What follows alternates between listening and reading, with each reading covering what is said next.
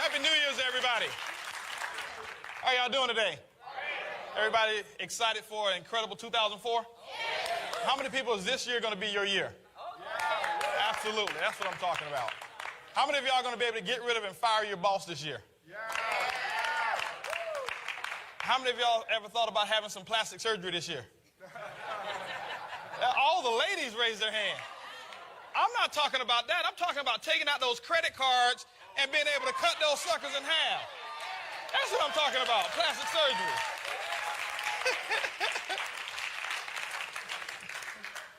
But I tell you guys, it's very exciting to be here. I'll tell you, 2004 is going to be absolutely incredible. There's a lot of things that are in motion right now, and it's not just because it's a new year. I know a lot of people set New Year's resolutions, and I'm not one of those New Year's resolutions type of people, because most people set them, and for the first 10 or 15 days, or first 7 days, most people are on track, and then the rest of the 350 something days, they're kind of like off track. And but we're not going to do that this year. I don't believe in that. I just believe in making a decision. Whether it's at the beginning of the year, whether it's at the middle of the year, whatever it is, whenever it is time for you to make a decision to move on, that's when the decision actually starts. That's when you start to resolve to get the dreams and goals that you're looking for. Well, this year is going to be absolutely incredible. There's a lot of things that we have in store this year that's just going to skyrocket your business. The thing that I'm most excited about is not only, like I say, the new year, but there's right now just a sense of momentum that's all around this business right now. I mean, the company is just growing like by leaps and bounds. The system that we have in place right now is absolutely incredible. And what my goal is today is just to share with you some information of how you can kickstart your business. Not just for the year 2004, but how many of you right now are really ready to make a decision to move forward and get the dreams and goals that you're looking for in this business? Yeah. And that's every single person in here. And that's what we're going to talk about. Now, the key thing is this here. I definitely advise you to take some notes, because you'll probably only retain about 15% of what I say if you don't take notes. Let me give you one rule of thumb. Anytime somebody is ever talking or speaking who makes more money than you, or the money that you desire to make, you should always have a notepad and a pen, and if at all possible, have a tape recorder. I can tell you guys, I grew up in the business just walking around the successful people, just listening to what they had to say, and I'd have a tape recorder. If they were going to say something, I had a tape recorder there, because there was just a little small nuggets that I was able to harvest, and I was able to take that stuff, and when everybody else was asleep, guess what I was listening to? I was listening to the real stuff that they got. And that made the difference between where I am now and where a lot of other people who weren't taking notes, guess where they are? Still not taking notes. Still not living their dreams. Still working for somebody else. Still doing the things that they don't want to do for the people that they don't want to do them for, and for the amount of money that they don't like. And so what I wanted to do was I just wanted to make myself just a little bit better in every single area than all of the other competition. Now, I'm not saying that your peers here are competitors, but guys, let's face it. In this industry of network marketing, there's 35 million distributors in the industry of network marketing right now. 35 million distributors worldwide. And the statistics are this: less than 3% of those people make over $100,000 a year. Less than 3% make over $100,000 per year. Why is that? If there's over $30 billion of revenue being generated in the industry of network marketing on an annual basis. So guys, there's a lot of money out there. This industry is just a baby right now. 20 years, 30 years, 40 years from now, we'll be talking about this industry doing $200–300 billion. We'll be talking about companies that will be doing in excess of $50 billion in annual sales. And we're just a baby right now, but only 3% of those people make over six-figure income. Why is that? Are the 3% of the people not educated? I mean, are the 97% of the people not educated? No. Are the 97% of the people not out there showing the plan? No. Are the 97% of the people, lazy? No. It's just that the 3% do all of the things that are necessary to do the business a little bit better, and are a little bit more consistent, and are a little bit more focused, and pay a little bit more attention to detail than the other 97%. That's what makes the big difference. Most people think that, the income, if you fall in the ballpark of the same work habits as millionaires, that you'll kind of, make $500,000. No. Guys, you got to do 100% of the deal. You got to do 100% of the deal, but you got to just be that much better than the other people. And this is what I find. And I always walk into a room and I look around. And the first thing I do is I always look up front to see who's up front, because typically your leaders are up front. And then you know what else I do? I'll pay attention to what everybody else is doing, and I do the exact opposite. You know why? Because 97% of the people in this industry don't make a six-figure income. Why would I look around and do the things that 97% of people are doing? You walk into any room that a person not tells you, if they don't tell you to start taking notes, I guarantee you, you'll find 97% of people not taking notes. And so guess what? By you taking notes, you put yourself in that top 3%. And just by putting yourself in that top 3%, you put yourself in the category of doing the things that successful people do to bring about results that they're looking for. And so just pay attention. Just pay attention to dress. Pay attention to detail. Pay attention to posture. Pay attention to how people speak, how they actually talk, how they introduce themselves. Find the 3%ers that are already in the business and model those 3%ers. And so that's just what I'll start off in terms of what I call my little tip for how you can be successful in the year 2004. And not only in 2004, but every other year that you want to be successful in this industry here. It's going to be absolutely incredible rocking year. Guys, today we're going to have a lot of fun. Y'all agree? Yes. That's what I'm talking about. Now, a couple of things I want to set the stage on today, and I want to just tell you, most of you know my story. 4 years ago, we were $250,000 in debt. Had no money. Credit cards were maxed out. Just didn't have any money. Just that's where we were. And we still had a dream, we still had desires, and we figured out a way through this industry of network marketing actually just a couple of years later, completely debt-free, except our house, and owned our vehicles and things of that nature. And now things are just absolutely rocking. I mean, things are just going absolutely fantastic. Our income is going up by the week. Our groups are growing every single day. There's thousands of people right now, every single week, looking to get in our business. And that's something that we confessed a long time ago. But I'll tell you one of the things is this here. It wouldn't have happened if we didn't have a desire. Because all of success in your 2004 is going to happen with your desire.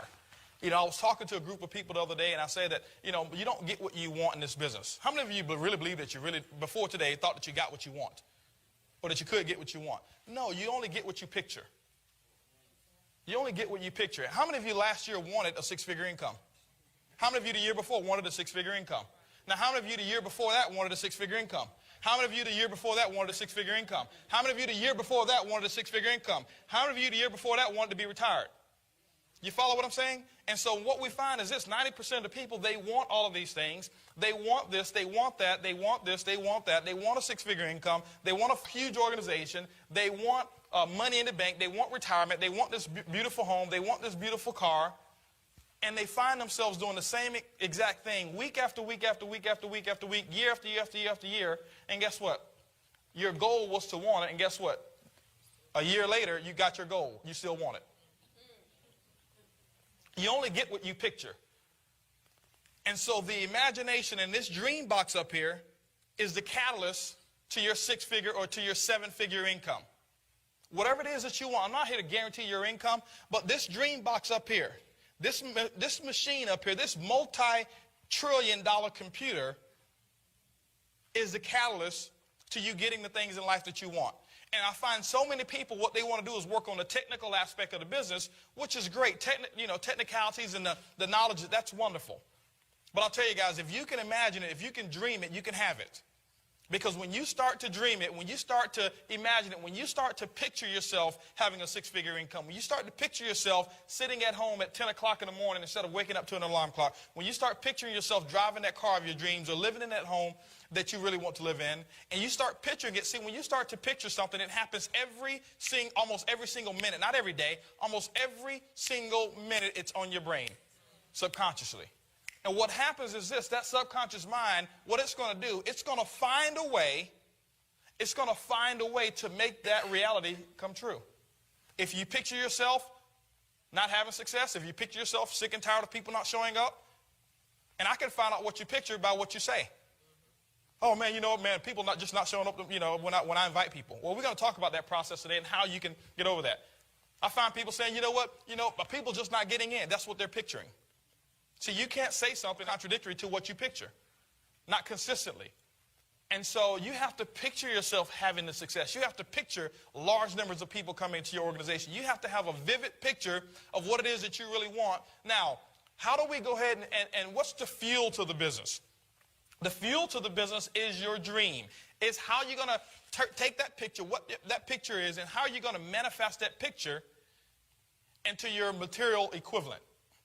That's what we're going to talk about just for a few minutes here, because that's the most important thing. And people hear me talk about it all the time. They hear me, man, he's on that dream tip again. Here he is dreaming. Man, I used to love coming to training, but every time he's going to make you dream, he's going to try to make you think you're successful. Duh. Isn't that the purpose of this day? I just want to know, how to pop an ad in the paper. I just want to know how to call this person, how to do that. Well, the how-to stuff is great, but I'll tell you this. When you have a dream, when you have a strong desire, you figure out all of that stuff, even without an upline, even without somebody directing you on what you need to do, because you have the desire strong enough. And so the first thing it is, if you want to be successful in this business, guys, is you have to develop several reasons why you want to build the business. The reason that some of us haven't moved along is because you don't have enough reasons why. And if you look at every area of the things that you do on a consistent basis, you have reasons why you do them. How many of you go to work consistently? Why? Because if you didn't go, they cut the paycheck. And if they cut the paycheck, you lose your house. If you lost your house, family matters wouldn't be so good. You lose your car if you didn't go. You lose your savings account. Your kids couldn't go to school. So you've got a lot of reasons why you consistently go to work and do things that you don't want to do. How many of you really right now, honestly, and this is not to bash your job, how many of you could find something else better to do with your 40 hours than to go and show up and warm a chair? Okay? Man, that's most of you. But there's a reason why you do it, and that's why you consistently do it. It's either out of fear or it's out of desire. Most people are motivated by fear of loss than the possibility of gain. We're motivated by fear of loss and the possibility of gain. And so what we've got to do, guys, is you got to find out what it is that you really want in this business. Decide what it is that you want. You have to make a decision. What is it that you want? And you have to dream it, and you have to picture it every single minute of the day. I know this may sound kooky to some of you guys, and you may not have ever experienced this, but I'm just telling you, how I became successful. Remember, guys, 7 years I was in network marketing, never made any money. My biggest month was $500 in a month for 7 long years of network marketing. I never missed a meeting once, ever, in 7 years when I was in that first company. Ever. I never missed a meeting. If there was a meeting and I qualified, I was there. Did I have the money? No. But you know what? From the beginning, I pictured myself at the meetings, and so guess what? My picture made it possible for me to get there. Nothing ever came up. And guess what? I had the same experiences in my life that you have in your life, but I found a way not to ever miss a meeting. Now, did I make money? No. And I'm going to tell you why. I never made money because I never pictured myself making money. I'm trying to shortcut your success because it took me 7 long years to figure this out. And I used to hear the speakers on stage talk about developing a dream, developing a why. You have to have plenty of reasons why. And I understood that stuff, and it sounded real good. And I always attached my dream to what the speaker's dream was. Speakers always talking about freedom and all of this stuff. I didn't understand what freedom was. How can you understand something that nobody's ever experienced in your life? You can't understand what freedom is. But I said that I wanted it, but I couldn't picture freedom. I couldn't picture being a multimillionaire. I didn't know any. Didn't have any personal friends who were multimillionaires. I didn't know any of those people. For me, being a thousandaire was a great goal. Not a millionaire, a thousandaire. I just wanted to be a thousandaire. We had a couple $100 in the bank, and I couldn't go from being a hundredaire to picturing being a millionaire. That's like right now, most of you can't picture yourselves being a billionaire. You can say it, but you can't picture it. Or most of you don't picture it because it's a big, big process to get from where you are to billions of dollars. Okay? And so I had to start picturing myself becoming successful. I had to start picturing myself having the bank account. And so I had to decide what I want. Now, the key thing for me is this here. I made a list of things that I wanted, and that was, for me, it was kind of difficult. It was kind of difficult. And so what I had to do personally, and I tell my story all the time about this, what I personally had to do, you may not have to do it this way, I had to do it in reverse. Because I had things in my life that I didn't want that income and network marketing would have eliminated, and so that became my motivation. Because, see, I couldn't get excited about a multi-million-dollar house. I lived in apartments all my life. We never even owned a house. We had a 2-bedroom house before that we rented, and I think the rent was maybe like $300 or $400 a month. I couldn't picture myself in a that didn't motivate me. I couldn't picture myself in this beautiful car. That didn't motivate me. It just didn't.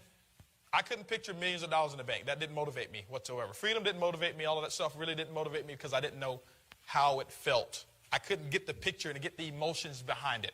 Because whatever it is that you picture, you must get the emotions behind it. And once you get the emotions behind it, that's how the picture becomes reality. So what I had to do is take what was emotional to me and turn it into some type of reality.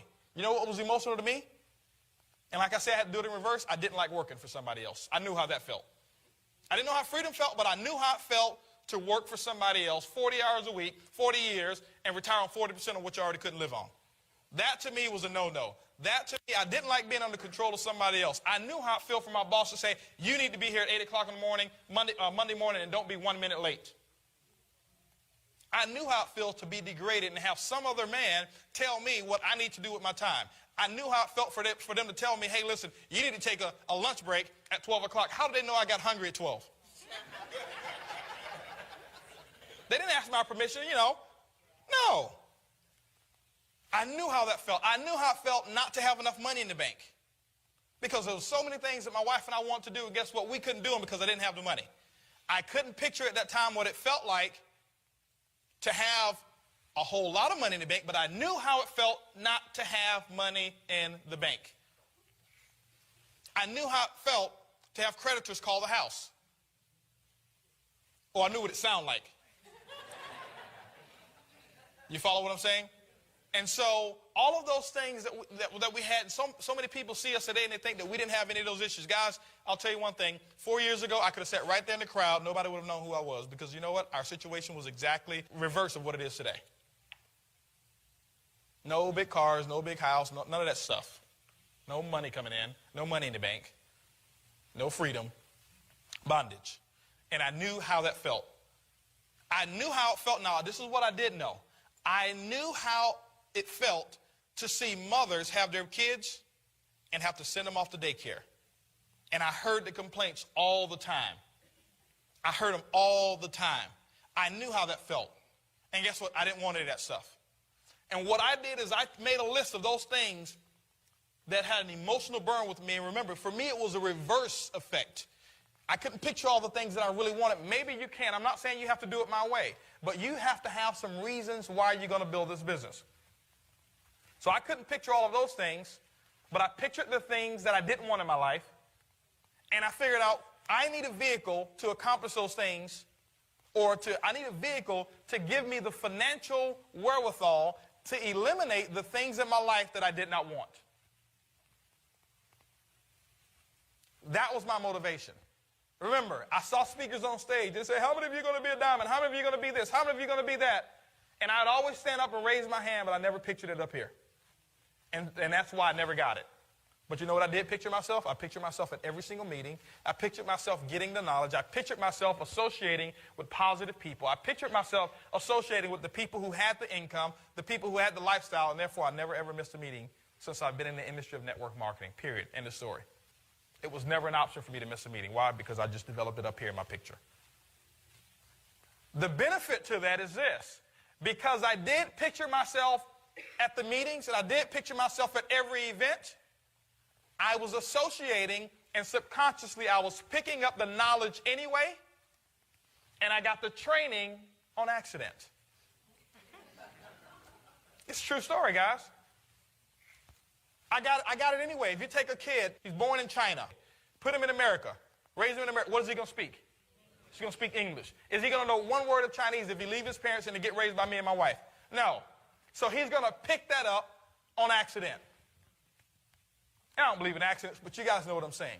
He's going to pick it up anyway. He doesn't know any better. And so because of my positive association with other people, I didn't have a choice. I didn't know any better. I didn't know anything else but to think a certain way. I didn't know anything else but to think in a success mentality, in a long-term mentality, in a wealth mentality. And so I made that list, and because of that, it made the things happen up here, it made them come true. And so what happened is this, because I made that list and I consistently verbalized the actions that I needed to get rid of the things in my life that I didn't want. And what happened is, next thing you know, things start happening in my life for me. Did it happen right away? No, it didn't happen right away. Why? Because remember guys, I had 20-something years at that time of negative thinking. And you can't go from 20-something years of negative thinking. Some of you have a longer period of time of the wrong programming. And so I had 20-something years of the wrong thinking, 20-something years of negative programming, 20-something years of job mentality programmed up here, and it took a while for me to dilute that process out so that I can now start thinking success mentality. And that's why some of you right now, it's real difficult for you to make a decision whether you're going to be at the power training or not. You know why? Job mentality. Success mentality people have already registered. Success mentality people are saying, you know, when is the next function going to be, 2 months from now? Is there a way I can get a registration? Job mentality people think, man, you know what, I don't get paid until I'll do it after payday. Because we've been programmed to do things when the boss gives us a paycheck. And if you consistently do those things, guess what you'll have? You'll consistently have those same results, and you'll never live the things in life that you really want to live. I'm just giving you the truth here. And so first thing you got to do, guys, is develop some reasons why. Anybody ever heard of the lady whose son got trapped up under a car? And what did she do? She lifted that car up. Why was that? Why did she lift that car up, Tanya? She had a why. She had a reason why. She had her son, she had her pride and joy. Emotion was all wrapped up into that moment. And, it didn't matter. When she had a reason why, she didn't go to the manual and she didn't call 24-hour fitness and say, hey, listen, I've got a son up here. What's the proper way to bench press this car? She didn't need information on how to do it. All she needed was a reason. Now, let me ask you another question. 5 minutes later, after her son had already been rescued, the car's still there. She goes back, try to lift the car up again. What's going to happen? Now, let me ask you a question. Did her muscles disappear in 2 minutes? No. What happened? Her desire, her reasons disappeared. Guys, to me, that's one of the most powerful stories I've ever heard. And if you understand that, that's why I'm telling you guys, that's why some people who are sitting right next to you right now, they have something happen into their lives. Next thing you know, 2 months later, 3 months later, next thing you know, they go from whatever pin level they are to one of the highest pin levels out there. Why? They found enough reasons to do it, and they got emotional about those reasons. So you have to develop a burning why of what you're going to do. Is this business going to be easy? Yes and no. It's not easy in a sense because everybody would do it if it was easy. But it's very simple. It's very simple. It's easy once you make the decision. See, it's easy for me to go out and show the plan. You know why? Because I got a big why. It was easy for her to pick that car up. She had a big why. It's hard to do it when you don't have a reason why. It's real hard. I'm telling you guys, waking up this morning, Saturday morning, putting on a suit of clothes. If you lagged out of bed this morning and you and some of you did, and that's okay. But if you drug out of bed this morning, it's because you don't have a big enough dream. But those who got up this morning, fired up, excited, drove from miles and miles away, excited, got here early, was anticipating what was going to happen, they got a big dream. They got many reasons why. Many, many reasons why. Same thing. If your son was here, your son was staying at the hotel, your daughter was staying at the hotel, and you found out the hotel was on fire, are you going to drag out of bed? If you found out there was a shooting here, are you going to drag out of bed? No. Without makeup, everything, you just gone. Why? You got reasons why, guys. I'm using those examples because I want to hit you where the emotion is, because I want you to really understand what it's really going to take for you to start doing the things. Because see, I'm going to talk about the how-to. But see, if you don't understand this why, if you don't have reasons why, the how-to is not going to matter because you won't do them. You won't be consistent enough doing those things to make the financial equivalent come to pass. You have to be consistent with those things. So you have to figure out what it is that you're going to give up. You know what I had to give up? I had to give up some television time. Now, this was based on what my goals and dreams were. If you have big dreams, that's great. You're going to give up a little bit more. If you got small dreams, you have to give up a little bit less. But this is the thing I want you to understand about the industry of network marketing. You don't give those things up forever. You give them up for a small time, for a short period of time. And what happens is this. Whatever it is that you sow into your business or that you give into your business, if you're consistent with your actions, it will be given to you multiplied. And I'll give you an example. What did I have to give up? I had to give up golf on the cheap green fees. I could only afford to go over here to this particular golf course. It was a municipal course, and I walk. It'd be 180 degrees outside in Houston. Humidity 200%. African hot outside. And I'm walking with some metal sticks on my back saying I'm trying to lose weight. The reason I was walking with golf clubs because I couldn't afford to purchase a cart. But I had to give up playing golf on weekends to work on my dream. I didn't give it up forever. I had to give up some television time because I watched a lot of TV. Am I saying television is bad? No. I'm saying it's bad for a person who's got a big dream temporarily. I had to give up a lot of social events that weren't so important to me. Most of those social events that I had to give up were things that I was doing just to pass time because I didn't have anything better to do anyway. I had to give up some association with some negative people. I had to give up that association with negative people. I had to give up or invest money into my business. Why? Because it is a business. I don't consider this network marketing. Most of you know that. It's a multi-billion-dollar industry right now, and your business can be a multi-million-dollar business, and it's going to take some type of finances to make it work. It's going to take some type of finances to make it work. And so for me, I had to give up and invest money into my business.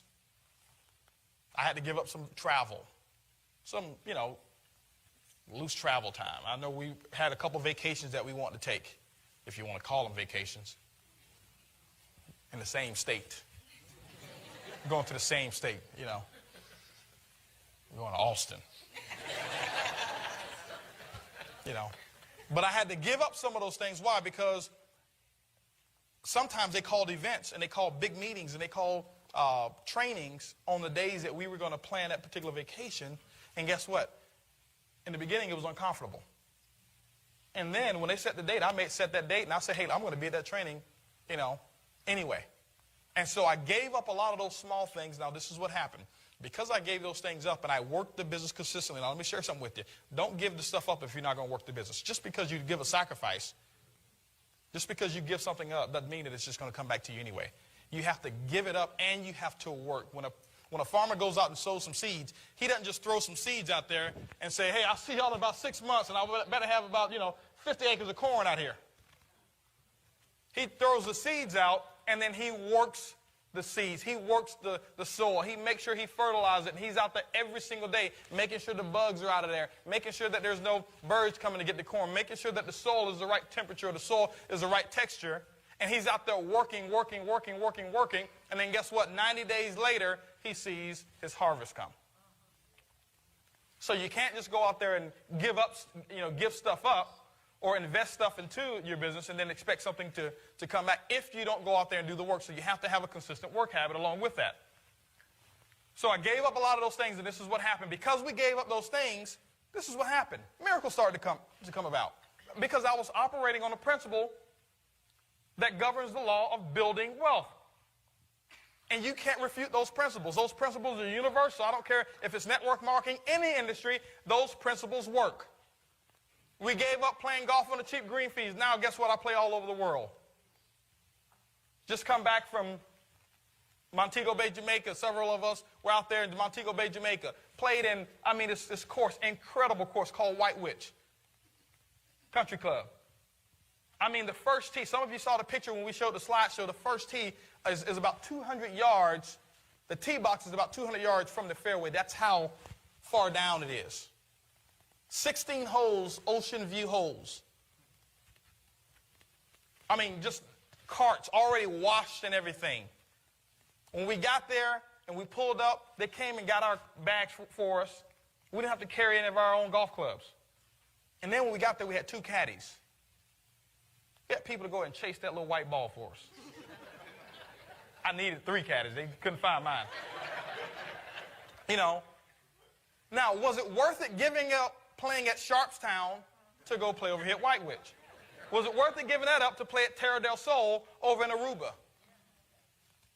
Where it's just incredible. Same thing, ocean view holes. I think green fees are around $200 and something per round. And, it's just incredible. You hit the ball one way because it's very windy in Aruba. You hit the ball one way with a 1-iron or a driver, and you can only drive it about 150 yards. Hard as you can hit it. Then you come back the other way because the wind is blowing in your favor. You take a sand wedge and you hit it almost 200 yards. Incredible. Some of y'all don't understand that, but anyway. But it was worth giving that up. It was worth giving up some social events that I was able to give up And now, guess what? I do the things that I really want to do, and I do them in style. We just came from the EV1.net Houston Bowl. We didn't sit down there, in the nosebleed seats where everybody else was. We were there in the club seats. You follow what I'm saying? I was able to take my brother, I was able to take my son in the club seats. It got real cold out there that day. Everybody else was shivering. We were there, plush couches. We had about 15 plasma screen televisions that we were able to sit there, watch the game, and have food brought to us over at Reliance Stadium, where everybody else is out there shivering. Can't see the game because they got their coats over them. Because it got real windy and cold. Was it worth giving up some of those events? Absolutely it was. Was it worth giving up some television time to do things like that? We gave up television time, and then we were able to go to Paris, and we were able to watch, just some incredible shows in Paris. Was it worth giving up some television time to go to Vegas and be able to sit, just second row and see, by Cirque du Soleil, and have water splashed on you because you're so close? Was it worth giving up some television time so now that when we go to Vegas, we were able to watch the Siegfried and Roy, and we were able to sit right there in the pit? Right there. I don't know if y'all know what the pit is. The pit is the high dollar tickets. Where you just, now some of y'all may think we're crazy for doing this, especially after what just happened recently, but we're sitting right there in the pit, and you got the animals that walk right by you. You can sit out there and you can touch the lion, and you can touch the tigers. But there was choice. I didn't have to sit there if I didn't want to, but because I gave that up, I was able to come back and do those things. So what happened is this here. Because we put money into our business when I didn't have it. Not that I took my savings. No. I just was smart about my business. I put into my business, and because I put into my business, what happens is it starts coming back to me tenfold. Guys, that's a principle, and you can't refute it. I put money into my business, and then I worked the business, and next thing you know, guess what happened? It came back tenfold. It came back 100-fold. It came back 1,000-fold. And now it's just coming in, and it's just coming in, it's just coming in, it's just coming in. And sometimes it comes in to a point that you don't even know what to do with it all. But we found out what to do with it, okay? Just want to let y'all know. We got plenty of reasons why, okay? You follow what I'm saying? So you got to give up those things, some of the things temporarily right now so that you can have the lifestyle that you want. We had to give up, like I said, just negative association with people. And now, guys, we got friends. And for Christmas, guys, we got so many cards and baskets and just things that came to our house. It was like the 12 days of Christmas, before Christmas. And those things just came and it was because people just care. People like the contribution that we've sown into their life. And so what happens is some of that stuff start coming back to us. And we can pick up the phone right now. We can call a friend and say, hey, listen, let's go over here to New York, or let's go here, let's do that. We had to give up a lot of little small things and that we couldn't afford to do. And now just the lifestyle is just up there. My wife now, she gets her hair done in Dallas. She caught a flight 2 days ago to fly to Dallas to get her hair done. Why? Because she wants to. You follow what I'm saying? Just do what you want to do. See, that's removing the lid. That's removing the box. Now, guess what? Before, she used to do her own hair because we couldn't afford to get it done. Because we had to put the money into the business. Say, honey, go to Walgreens, get you one of those perms, those relaxers. Whip it up. You can ask her. You follow what I'm saying? She made it look good, though. But we didn't have the money to go spend, $200, $300, to get her hair done. We didn't have the money to do that. I had to give up, buying nice clothes in the beginning. This is our broke days. And then what happened, because we did that and we went out, we worked the business, now I get custom-made clothes. And I buy things that you'll never see on anybody else. You follow what I'm saying? But 4 years ago, guess where we were? In a worse financial situation than 98% of you. It didn't take 4 years to get here either. I'm just telling the story now. You follow me? And so that's the key thing. Decide what you want. Decide what you're willing to give up. Success and freedom is not easy. Just ask the spider monkey. The spider monkey lives in the jungle and evades its predators with its speed and agility. Hunters, however, have figured out the secret to catching spider monkeys. See, spider monkeys love candy. So they set up these little candy jars with the opening just big enough for the monkey to squeeze its hand inside. The monkey runs towards the jar and grabs the candy inside. With the candy in the palm of its fist, the monkey can't remove both his fist and the candy. But the spider monkey is very persistent. He continues to pull as the hunter walks up and put a rope around his neck. See, the moral of the story is the spider monkey is so focused on the present that he won't let go of the little bit that he's got to get his freedom. Now would be a good time to decide what you're willing to give up to get what you want. The third principle in turning your network marketing business into a cash cow is picking a champion. And then you have to pick a champion. You have to pick a winner. Pick somebody that you're going to model yourself after. Who is it that you are being mentored by? Pick a mentor and associate with positive, successful people who are doing the things in life that you want to do. Does that mean you have to stop being friends with your friends? I'm not saying that. Temporarily, you may have to give them limited access. I'm serious. That's what I have to do. I mean, how can you build an organization of positive, excited people when you're at home with your beer drinking buddies and all you do is tell dirty jokes and all kind of stuff and talk about what's not going to happen? That can't happen. And so I had to give limited access.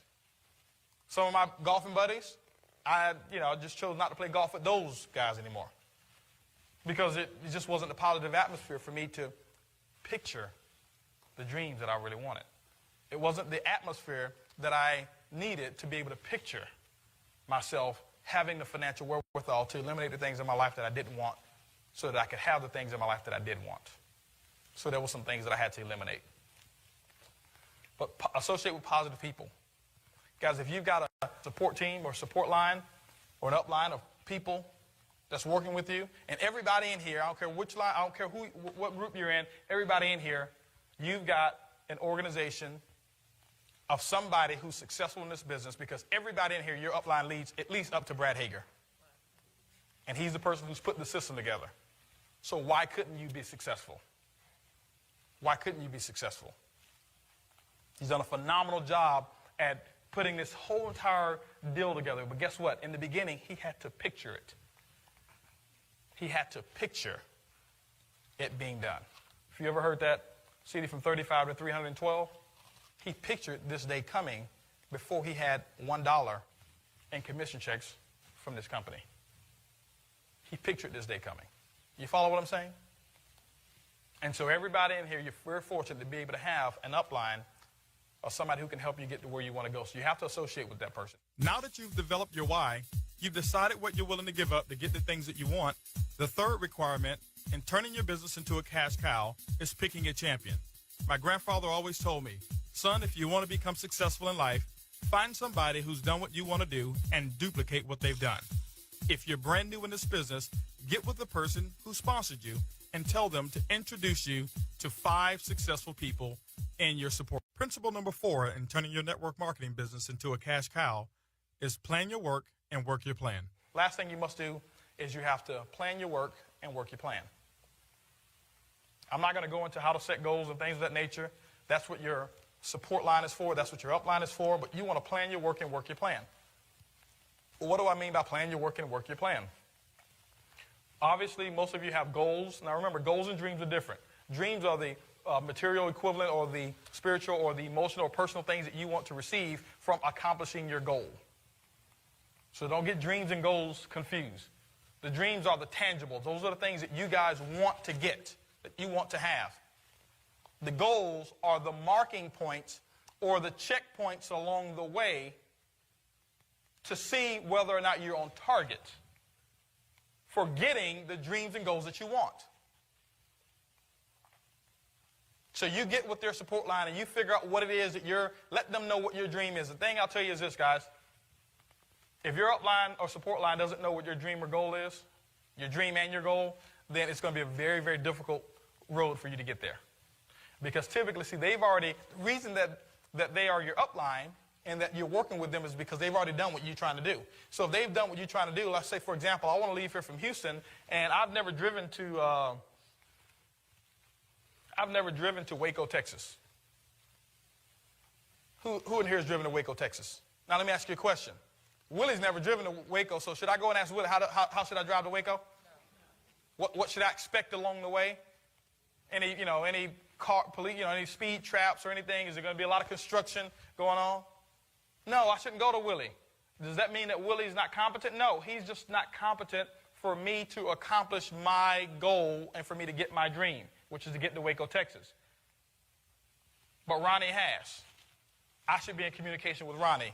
Ronnie, hey, listen, this is where I want to go. And Ronnie's going to lay out a plan. Okay, well, this is what you need to do. You're going to probably need about 2 tanks of gas. You're going to need this. You're going to need that. Over here, this, about 20 miles from here, you may want to take this detour because they're working on the roads there, and you're going to come into a bottleneck. Traffic's going to be real bad.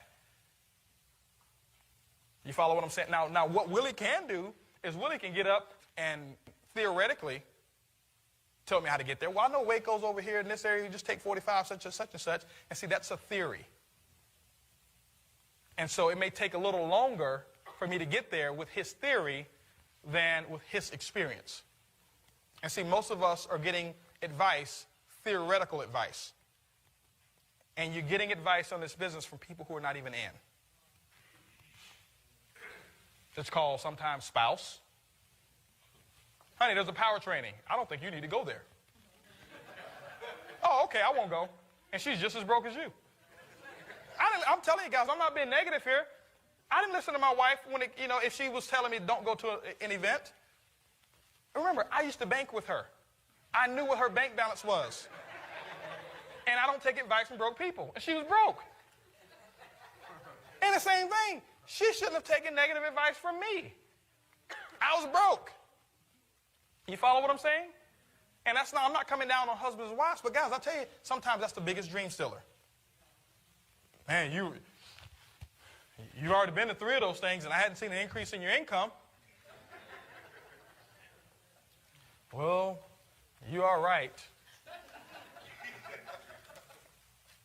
But they'll never say, it's mighty funny.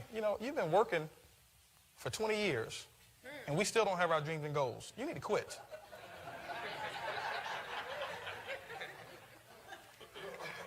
No, they won't say that. You follow what I'm saying? We take advice from friends. I know somebody who was in one of those deals. You just watch out. They're going to get you. I know somebody who was in one of those deals. They never made any money. And I'll tell you, right now they're still in that deal and not making any money. And what we do is we internalize that and we take their advice instead of taking advice from people like Ronnie, who's been there. He's been there. I'm going to go to Ronnie and find out what I need to do to get to Waco ASAP. I want to go the shortest route possible. How many of you want to get to success in this business the shortest route possible? And that's what it's all about. Okay? Network marketing, number 1, is the shortcut. Communicating with somebody in your upline is the shortcut to getting there. So there's 4 things that you need to do from a standpoint of desire. We talked about that. Develop your dream. Develop reasons why. What it is that motivates you.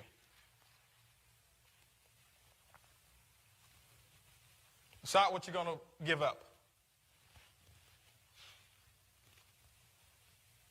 Pick a champion. Find somebody to mentor you. Associate with positive and successful people. How do you associate? Books, tapes, functions. Books, tapes, functions. Books, tapes, functions. You say, how do I associate with the book? Well, Napoleon Hill, I hadn't met that guy yet, but I feel like I know him. I associate with him almost every day. Why? I read his books. Like they say, writing makes a man exact. See, I know exactly what he was thinking. It's no theory. There's no theory. I know exactly what Steven Pinker was thinking when he wrote the book, How the Mind Works. I know exactly what he was thinking. I associate with him. He doesn't even know me. I associate with people on tapes. Guys, you got some incredible tapes. Guys, we've got story tapes here from Can an Egg Fly, 35 to 312, Live Your Dreams by Susan Walsh, Flashpoints by Ron Goles. Associate with those people. Pursue your passion. Lisa Head, Take Charge of Your Life. Mark Scarvin. Why wouldn't you want to associate? These are the successful people in your organization, in your company. Tireless by Stephen Thompson. Why wouldn't you want to associate with those people? Associate with them. That's what, in my opinion, that's what you should be listening to. You got to Eat the Crust First by my wife and myself. Associate every single day. You go out in my car right now. Take out the CDs that's in there. See what you find in my CD player.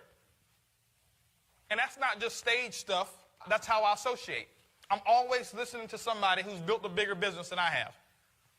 It's a continual process. And so, guys, we've got through chapter 1, what it is that you need to do to build a successful business. Now what we want to go ahead and get into is we're going to get into a little bit of some how-to stuff, some very important foundational, basic stuff that everybody needs to build a successful network marketing organization. In any business that you build, there are essential materials or essential monies or finances or assets or whatever it is that you actually need to make that business thrive and to make that business move forward and to make that business grow. Typically, when starting a business, it takes what? Money. All right? It takes a lot of money. Capital in traditional business is typically the fuel or the engine behind a business becoming successful when that capital is associated with a person who has a big dream and that person who understands exactly what they are about to do.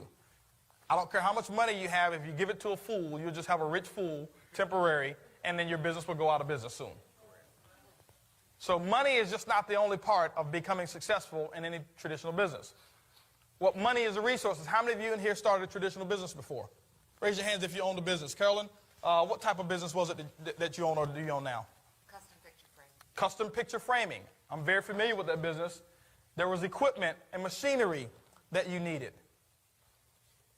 Inventory that you needed. Now, depending on how large your business was, typically most people can't do it from the home if they do a lot of wholesale business. Or if they have a retail business, they don't do it from their home, typically. Maybe employees that was needed. Maybe lines of credit that was needed. And let me ask you a question.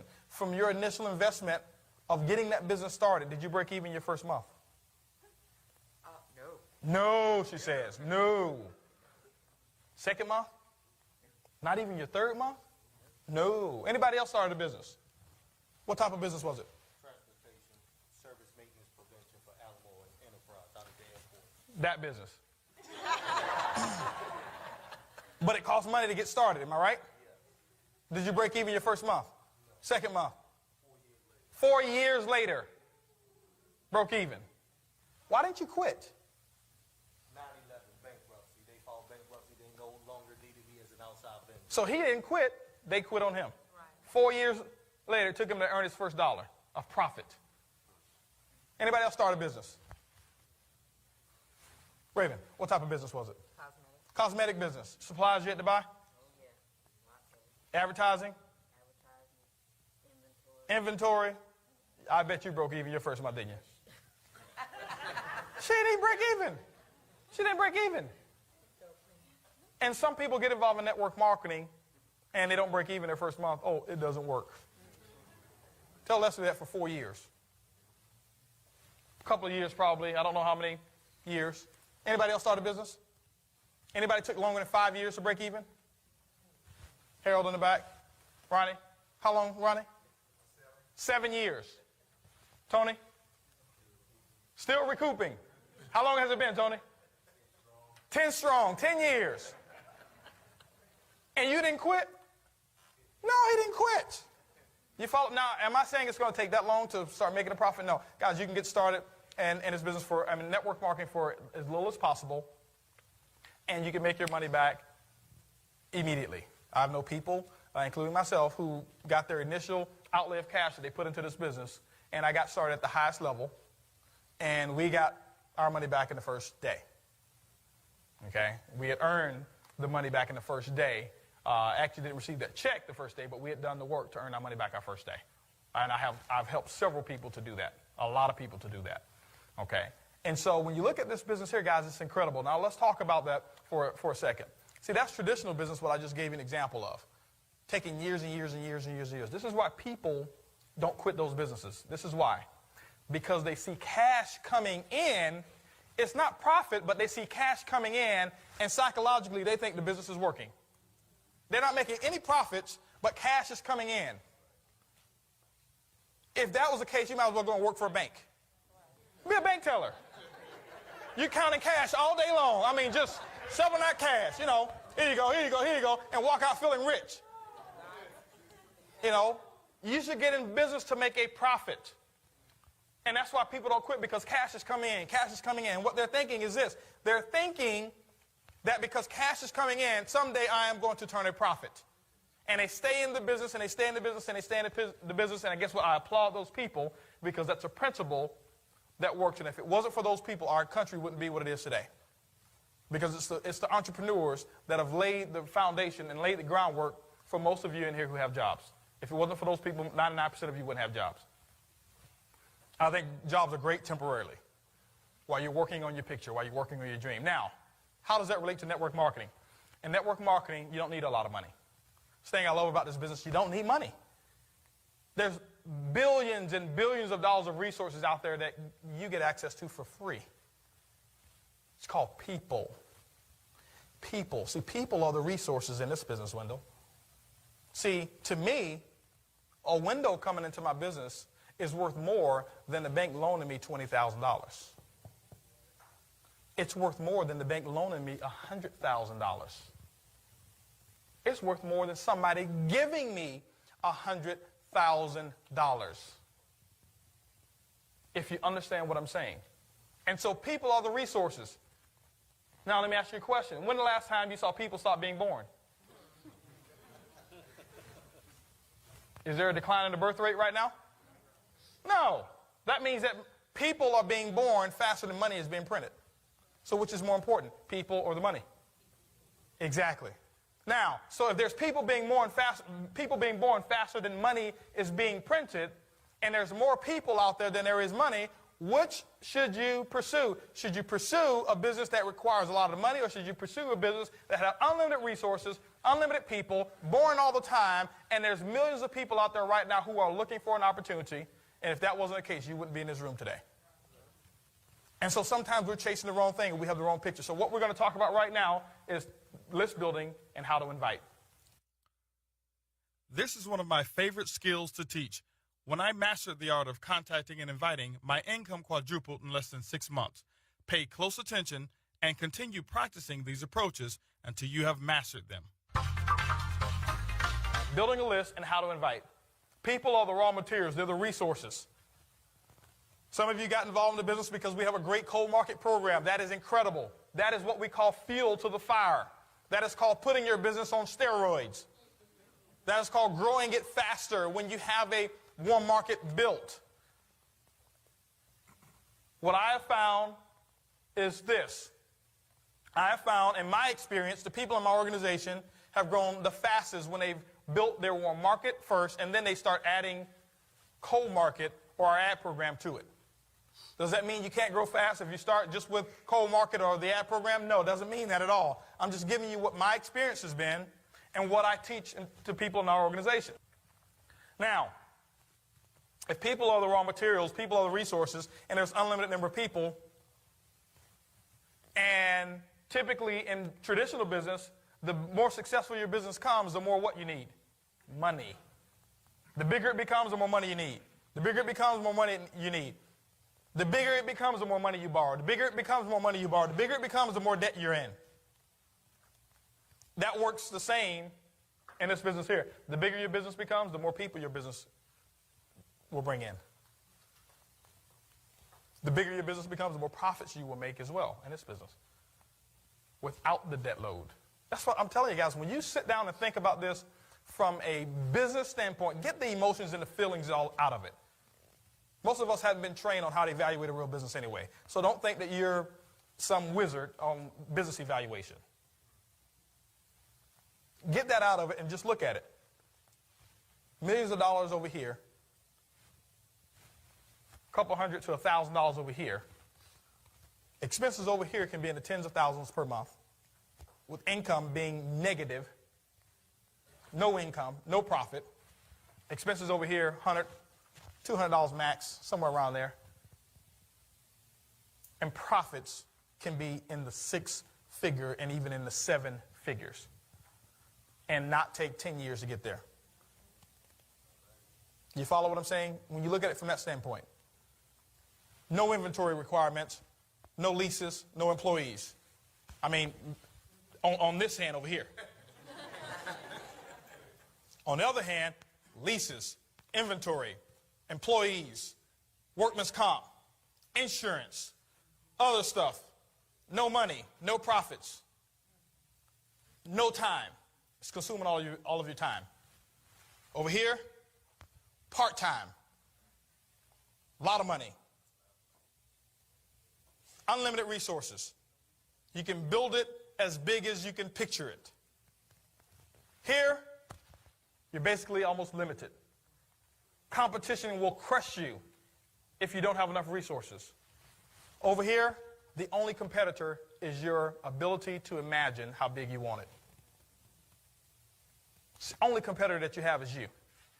Nobody else. There's nobody else who's tried to stop me from sponsoring people. No other company out there is concerned about my success in this business and going to try to stop me from building a large organization. You know why? They understand that people are being born faster than money is being printed. That's why there's no such thing as saturation in network marketing. The largest organization in the world is Christianity. It's not saturated, and it's been around for several thousand years. Do you think that network marketing will be saturated? No. You follow what I'm saying? That's a myth. And so now, this is what we do here. If you want to have a large business in traditional, you want to start off with a lot of capital. If you want to have a large business in network marketing, start out with what? A lot of people or a lot of prospects. And so I'm going to talk to you right now about how to build a list.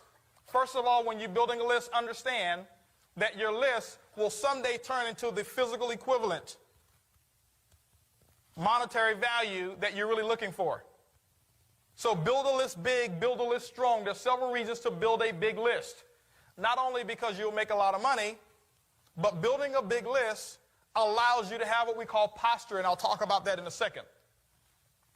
So I tell people this. Start off at least with a list of 100 people. Some of you are afraid because we have a cold market program. You want to tell people, oh, don't build a list. Don't have to worry about that. No, guys, build a list. Do you want to build a big business? Yes. If you were having a party and you had $1 million budget that I was donating or Brad was donating to you to have a party, would there be more than 100 people on the invitation list? Absolutely. Well, if you're going to build $1 million income that comes in every single year instead of a party that you don't make any money from whatsoever to impress people you didn't like in the first place to come to somewhere to spend up all your money, why wouldn't you build a list of a bigger than 100 people to build $1 million income? And then you don't need Brad and my money, you throw your own party. You follow what I'm saying? Build a list. Don't prejudge people. Don't you make the decision for whether or not they can get started in the business. When we build that list, you make that list long and strong. Just write down names. Arbitrarily, whoever's name comes to your mind, write down their names. There's memory joggers that you can do. If you want to build a list. Now, this is for the people who really want to make it happen. Those people that really don't want to make it happen, you'll take notes on this and you'll leave out of here and you won't do it, and your list will remain 15 people. Everybody here, I can tell you right now, if it came down to it, came down to the wire, you can put a list of 500 people on the list. And you can do it probably in less than 2 hours. If the dream was big enough. Go to the Mercedes-Benz dealership. They say, hey, we're going to hand you the keys right now of a $120,000 S600 Mercedes-Benz. All I need is 500 referrals, not one dime out of your pocket, and I need them within 2 hours. How many of you walk out of there with a Mercedes-Benz? You know why? Because you picture it. It's almost like a guarantee. And so we work on guarantees. We work on what we can picture. Now, let me ask you a question. See, I'm teaching you how to do the business now. If you build a list of 500 people, in my opinion, I can't guarantee it, you'll have the money to buy 3 Mercedes-Benzes this year through your own income. You follow what I'm saying? By building that list. Why? Those are the resources. So now when you build that list, what you want to do is this. Just start writing names. Think about people in certain professions. Who do I know that's an accountant? Who do I know that's a bank teller? And just ask yourself those questions. Who do I know? Who do I know? Who do I know? Who do I know that I worship with? Who do I know that my children go to school with? Who do I know that last name is Brown? Who do I know that last name is Davis? Who do I know that last name is Carter? Who do I know last name is this? Take the telephone book, go through them. Take, just go through the phone book. Look at last names. Who do I know that has a last name like this? Who do I know that has a first name like this? Who do I know that I play golf with? Who did I graduate with? Who do I know that sold me the car that I'm driving? Who do I know that at the grocery store? Who do I know at the cleaners? Who do I know that my son or daughter plays this particular sport with? Guys, remember, when you're making your list, the biggest reason that most of you won't make a big list is because you're making a list and you're making a decision for that person at the same time. And when you're making a list and a decision for those people at the same time, your list will be real short because you will eliminate all of the right people and you'll put down what I call the easy crowd, the people that's easy for you to contact. And you'll make excuses for those, oh, well, they can't afford it, or they make too much money. They don't have the time to do this, so I won't put them on the list. How many of you have done that? Raise your hands. Be honest with me. Every single hand better go up. Because if that's not the case, everybody in here would be at least gold.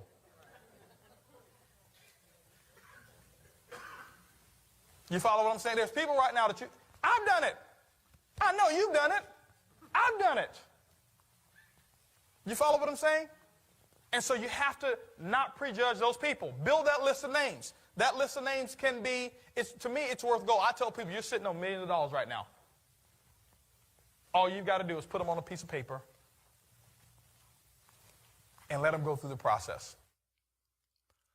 Wow, this is powerful information. Your list could be worth a fortune. Why don't we stop the CD right now, take out a pen and a piece of paper, and let's build a prospecting list of at least 100 people. Now remember, don't start the CD again until after you build that list, you're not prejudging those people. What I recommend you do is categorize your list of people. Make a list of people at a distance. You should have two types of lists. You should have people that are local. That means within a 3-hour drive. That's local. Forget this cross-town stuff. When I was in network marketing, anybody who was in 3-4 hours, we go show the plan to them for a one-on-one. A one-on-one. And we go across town here in Houston, 45 miles, and we're like, man, I got to go way over there to show them the plan. I'll just put them on the website. Now, I'm not saying you can't do that. Network marketing in this industry here in technology has made it a lot simpler for us to process more people. But I'm talking about your initial list, guys. When you handle your initial list properly, you can set yourself up to be financially independent, in my opinion. Okay. You have that list of people. Make a list of people that are local. Make a list of people that are at a distance. How many of you know people that are outside of 3 hours from where you live? Keep your hands up if you put all of them on your list.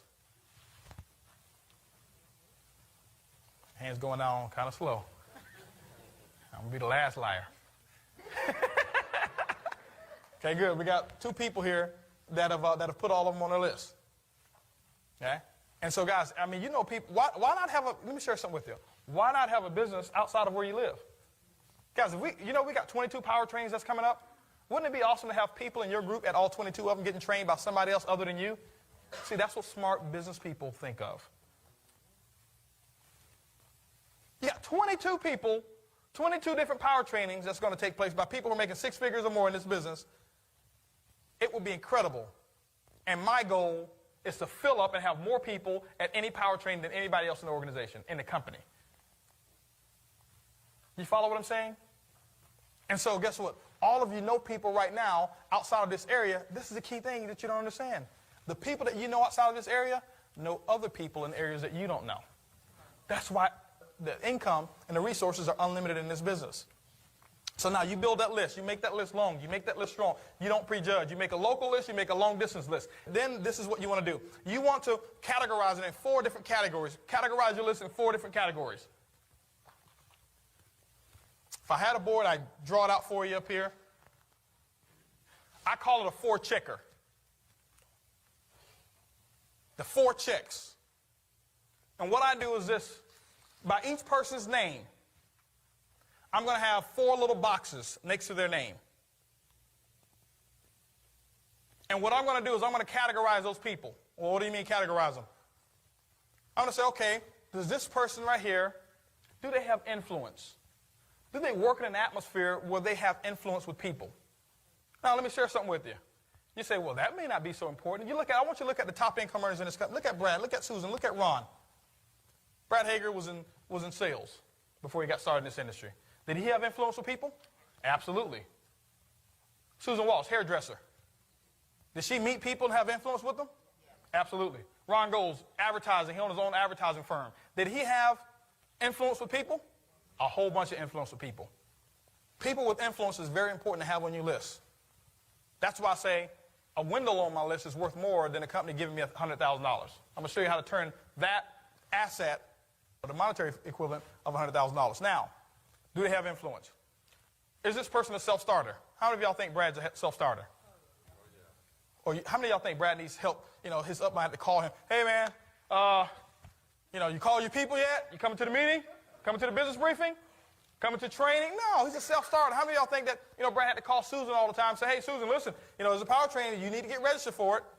Or is she a self-starter? She's a self-starter. She was a self-starter before she started making all this money. That's why she made it in a shorter period of time than other people, because you have to unlearn being not a self-starter, and you have to now learn to become a self-starter, and then your income comes. You don't just go from where you are to income. You have to go through a process of change. So I want to start with those people who have those type of characteristics. Now, third is this person coachable, teachable, and trainable? Now, if they have an ego that's out of whack, typically I don't even like them. I don't even want them on my list. But I'll put them on there anyway. I'll put them on there anyway. They may go out and lead me to somebody else who doesn't have an ego, and they'll quit, and I'll be able to build and work with those people. It's already happened in my business before as well. So for some reason, those people just find a way to weed themselves out. Now, is this person a self-starter? Does this person have influence? Are they teachable, coachable, and trainable? And the fourth check is, are they financially able to get started in the business today? And there's several different levels that a person can get started. Now, if they're not financially able, do you take them off your list? No.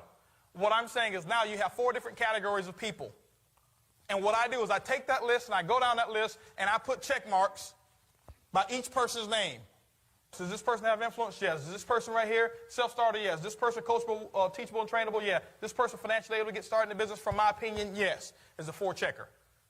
And now what you'll find is this here. Out of a list of 100 people, typically, remember, you associate with people who are like you. And what you do is this here.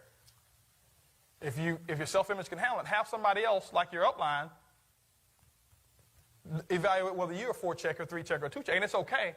Typically, that's the largest percentage of people that you're going to have on your list. Now, you take that list of people that you've got, and you get with your support member, your support team, your upline. Here are my list of resources. Here's my multi-million-dollar business, the foundation for my multi-million-dollar business. So you've got that list. You made it long. You're not prejudging people.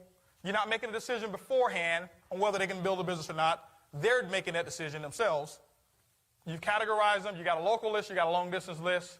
And now you are ready to get started. See, you're focused now. You got a list and you're focused. You got purpose. Don't put names on the list just because somebody said it. Put names on the list with a purpose. Now what your purpose is to sift and sort through that list, and we're going to talk about how to invite, the invitation process. You've got your list. Your list is long. Your list is strong. A lot of resources. See, the other reason for that big list, remember I talked about posture? Posture simply means this, that you don't care whether or not they get involved in your business when you have a big list. You got a small list, you care. And they know it. And that's why they don't get in. When people know that you care about whether or not they're going to get started, they don't get started. When people know that you don't care whether or not that they get started because you're going to find somebody else, they want to know a little bit more and they get started. Guys, I'm giving you, if you understand these basics here, this right here is what I learned and I became a master at.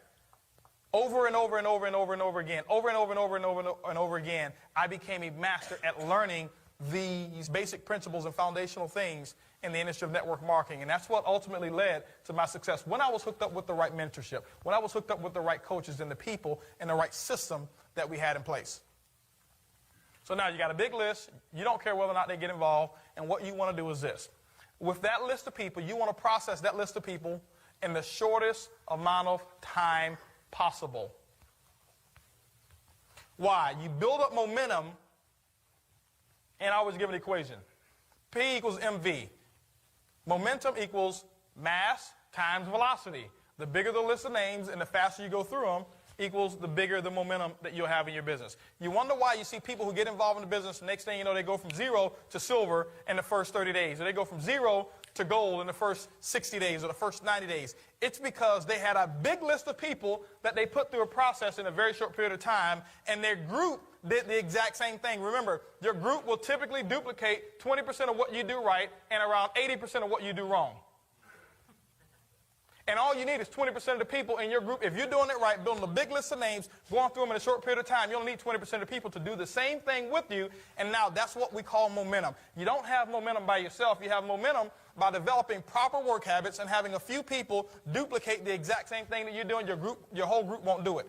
I don't expect 80% of people to do what I'm talking about today. I'm looking for 5 people to do what I'm talking about today.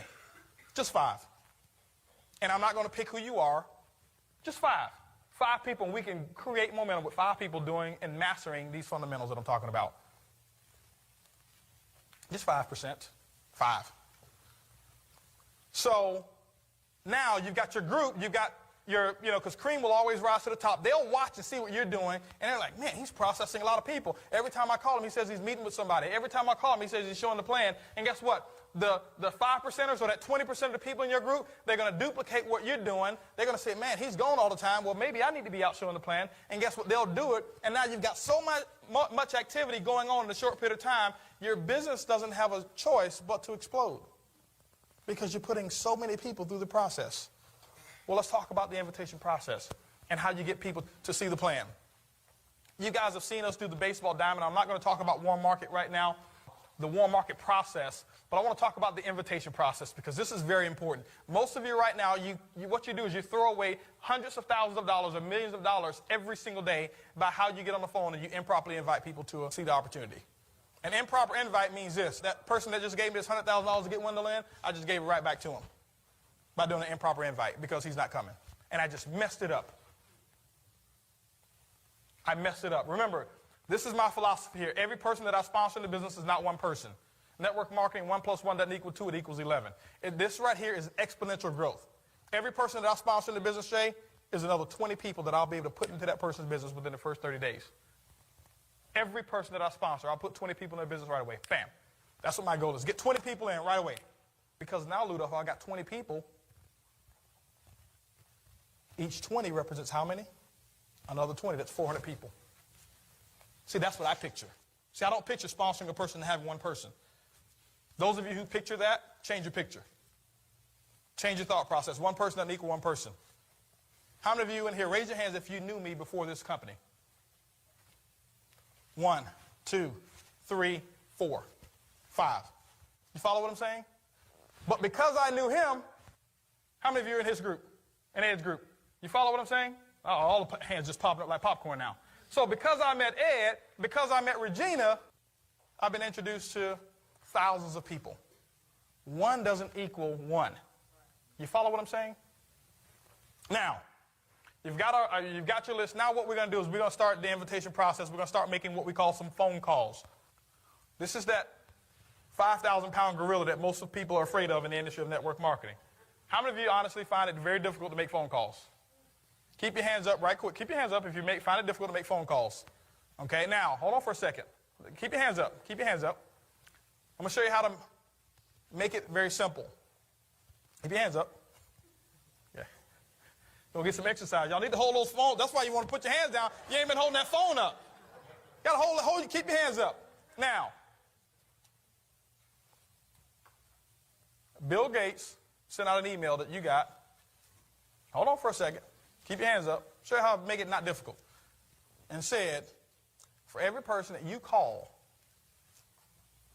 and offer an opportunity to come and work with him and be mentored by him, he's going to put $100 in your bank account for every person that you call, whether they want to work for him or not. How many of you would be afraid to pick up the phone and call people? Keep your hands up if you'd still be afraid.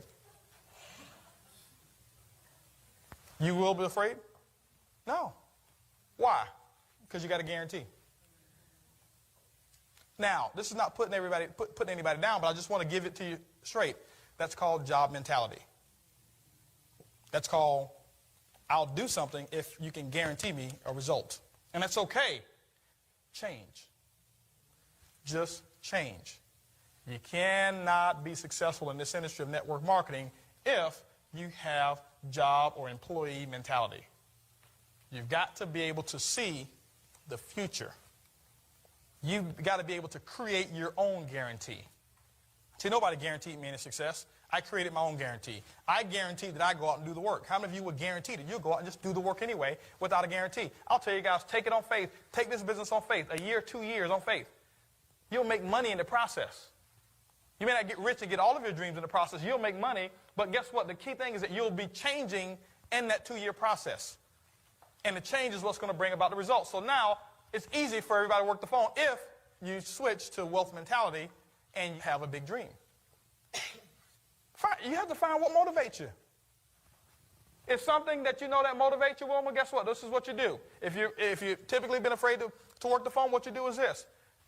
Write a check to yourself, if this is one of your goals, for $1,000 or $10,000 or something like that. Make up some type of check written to you and paste it right there on the telephone.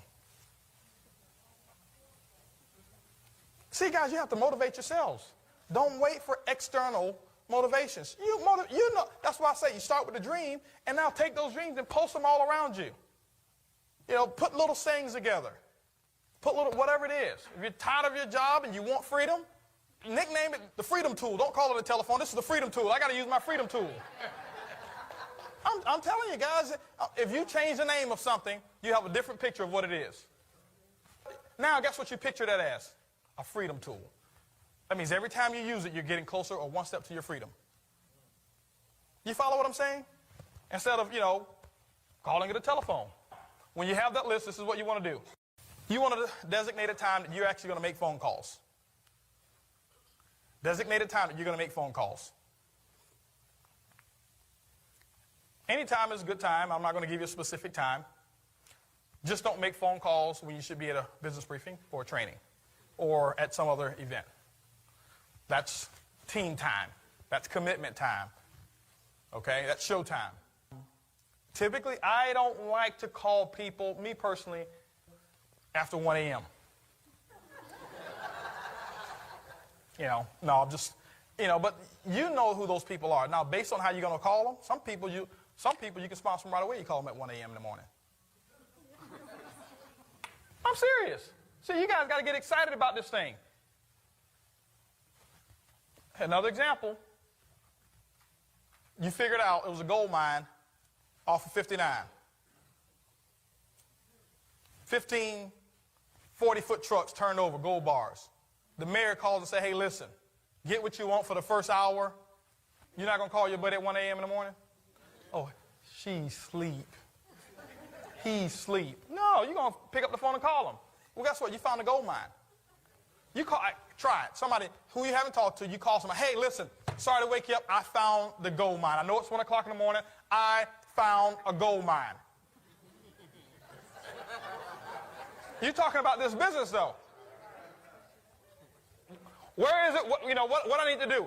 Listen, I need your credit card to put about $1,000 on it. Guys, I sponsored my first 7 people like that. Y'all laughing. I'm telling you how to become rich. I sponsored my first 7 people that way. I called them and said, hey, listen. I didn't say a gold mine. I said, hey, listen, I found it. I can't explain it. It's an internet business. I can't explain anything. I need a credit card and put $1,000 on it. I'll call you back and tell you the details. The first 6 people that I did that with gave me their credit card, didn't even know what it was. Why? I was excited, and they knew that I was just on to something. And now, this is before I had ever made any money in network marketing. So I didn't have this track record of being successful. No, I didn't have a track record of being successful in this business. But I was excited. I knew I found a way for me to get rid of the job. I found a way for me to have more money in my bank account. I found a way for me to get the things out of life that I wanted so that I can bring about the physical monetary equivalent to get rid of the things that I didn't want so that I can have all the things that I did want. And I was fired up and excited about it. So it was very simple for me to make those phone calls. But now, you set up a designated time that you're going to make phone calls. When you're making phone calls, make sure that you're mentally clear. Make sure that you have no distractions around you whatsoever. Make sure that the dog is put up. Make sure that the kids understand that. The thing I had to do with Holton, I had to have a reward system. Because he'd bust in my room, just, he's in Taekwondo. He'd come in and kick the door in and do a karate move. And I'm on the phone, telling something, just doing an invite. And I got to, do all that type of stuff. So I had to tell him, I say, listen. And I set up a reward system. Guys, I'm telling you, you can do anything if you get creative enough. I set up a reward system. I say, hey, listen, when I'm on the phone, and if this door is closed, and I do like this before I get started, you give me a certain amount of time to do this, and you will earn 50 points. See, we got a point system in our house. He goes out and do things that he's supposed to do. He gets points towards things that he wants. I'm working with him on a goal system already. You follow what I'm saying? Yeah. So now, guess what? Even though he wants to kick that door in, he won't do it because he wants 50 points. Because if he gets enough points, that's how he got a PS2 for Christmas. Because I wasn't buying that stuff, but he earned enough points through disciplined activity so that he can get the stuff that he wanted. And so I set up that reward system. That's why I don't have to worry about my door being karate chopped down anymore. Okay? Now, so you make sure that your atmosphere is right. Make sure that you're standing up. Make sure that you've been listening to something positive. Guys, put in one of the tapes or one of the CDs that you've listened to before you make phone calls. If it's been a challenge for you, put in something like that. Now, the other thing is this here. This is how you can get creative. Have your phone, what I call your war room or whatever it is that you're going to have, the area that you're going to make phone calls. This is one thing I found out here. How many of you would be afraid to make phone calls if I was standing right next to you, Brad was standing right next to you, Susan Walsh was standing right next to you, Regina Baker was standing right next to you, Durwin was standing right next to you, Ed was standing right next to you, Kenneth and Tanja was standing right there next to you, and we're in the room. How many of y'all would be afraid to pick up the phone and call a prospect? No. Well, why don't you take pictures of us and paste them on your wall? See, y'all are laughing. Y'all are laughing. This is, guys, I'm sharing you how to be successful. Take pictures of us and put them on your wall. And put the telephone right in front of us. And guess what? And you can write words that are coming out of our mouths. Out of my mouth, you can put this little bubble saying, hey, pick up the phone, call them, and you can be a platinum. And guess what? Every time you look at my picture, you're programming yourself. Regina, she's telling you, hey, listen, I didn't like the phone before, but now I'm free because I picked up the phone and made phone calls. That's what's coming out of her mouth.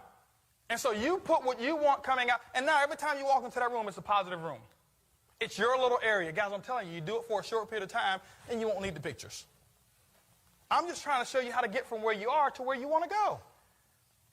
Create your own environment to change your attitude. Don't wait for somebody else to do it. Don't wait to come to training for us to create a positive attitude for you.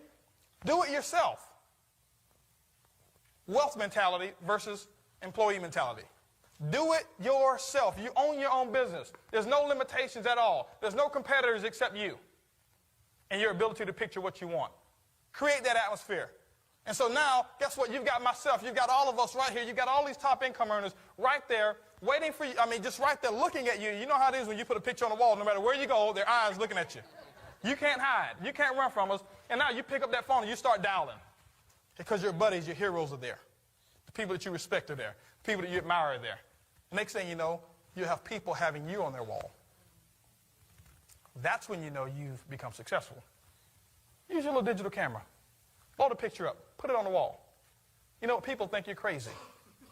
Those who think you're crazy, guarantee you, 5 years from now, if they don't change, they'll be in the same financial situation where when they come visit you, I guarantee you they'll visit you in a different neighborhood. See, people thought I was crazy for putting all this pink, green, pastel color paper all over my house with affirmations on it. They walk in, especially people who came to deliver things at my house. What's all this stuff? They thought I was crazy. That's why they were delivering stuff to my house and nothing was being delivered to their house. You follow what I'm saying? Now, so you create your environment. Now, this is what you do. Once you do that, it's ready to make those phone calls. When you make those phone calls, you're upbeat. You've already created your environment. You're reading the words. Edwin Haynes is telling you, hey, listen, I used to be shy as a church mouse. Now I make phone calls with ease. Regina saying, I used to be shy as well. Now I make phone calls all the time. Kenneth Simmons says, hey, listen, the reason I'm #1 recruiter is because we made phone calls. You can do it. And you're looking at us doing it. You're motivated. You're excited. You're standing up. Why are you standing up? Because when you stand up, your voice inflections are like what mine are right now. That means that you exude a little bit more excitement, a little bit more enthusiasm. And the people that you're actually calling, they need to know that you are excited. They need to know that you are a little bit different and that you've got something a little different than you've had before. So you can't call them with your normal self. You call them with your normal self, expect them not to get in. Something's got to be different about you.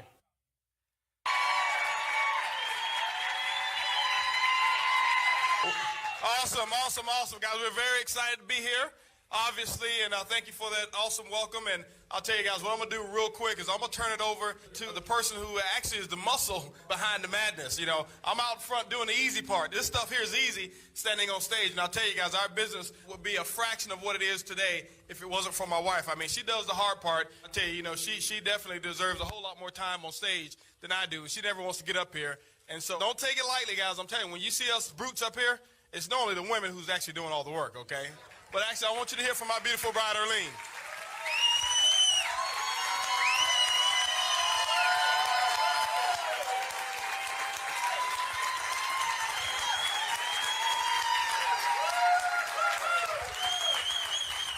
Thank y'all so much.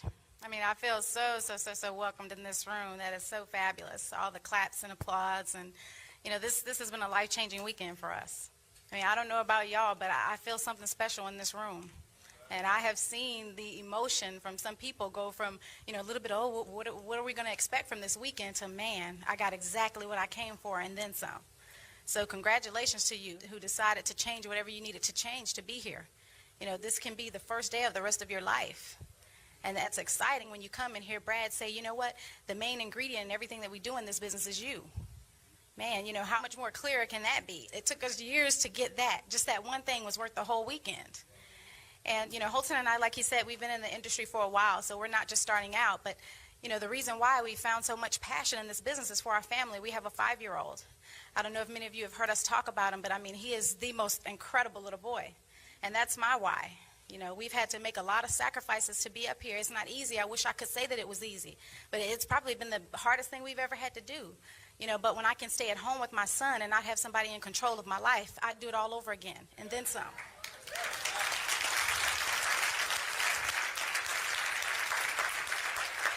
You know, I found out real early that I was allergic to bosses. You know, they don't do well on me. But I tell you what I'm most excited about is the people that we have coming on. We have a great team of people who are committed to their dreams and goals. And it's nothing like being able to help someone in the process of achieving your goals. You know, we're going to do what we do in this business anyway.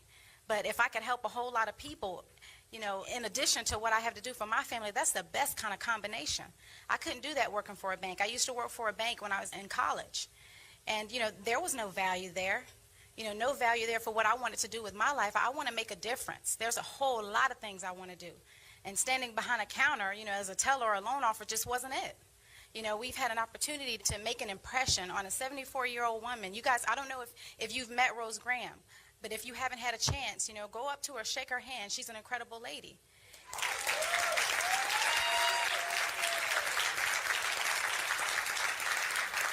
You know, I couldn't do that. I couldn't have an impression on someone, you know, after they passed the age of retirement. You know, being able to put extra money in their pocket, having her not have to worry about being a burden to her family. That's incredible. You know, that is incredible, and I'm so grateful and thankful for this opportunity. You know, the people that we're most going to impact aren't even in this room yet. The people that we're going to make the most impression in changing their lives and doing things for their family, you know what, we haven't even met them yet. So when you're out there, you know, don't be afraid to extend your hand out to somebody. You never know what people are suffering with. There are a lot of people out there who are looking for something. Don't listen to the people who tell you that this won't work, because I'm here to tell you there are people that are praying that you're going to extend your hand. You know, don't be afraid to do that. Please don't. You know, I thank God every day for the phone call my husband got that reintroduced us to this industry, because we were in another company and we didn't make a lot of money. For a lot of years, we were broke, negative. We had a furniture company that owned us. You know, there was a point in time in our lives where we were more concerned about things than money. You know, that was an education. We had to learn that, the most important thing for me and for my family is to have freedom. Cash is the only thing that can do that, financial freedom. Otherwise, I'd be working for somebody else for the rest of my life. So I don't know what your dreams and goals are, but I'm here to say that, do yourself and your family a favor. Find that out. Find out why you're working this business. What is it that you really want from your life? What is it that your family needs? Find that out. That is the most important thing. And I can tell you what, when we really got serious about it, really got committed to our dreams and goals, our business has never been the same. Our lives haven't been the same. I wake up every day, I'm so grateful. Just little things like having a maid. I don't know what, what the ladies out there want, but you know what? I love my house clean, but I tell you what, I don't like to clean it. And it doesn't take a lot of money to do that.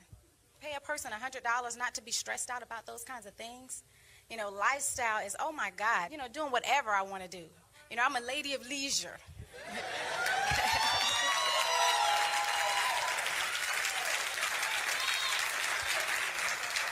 But thank you very much for your time, and God bless you all.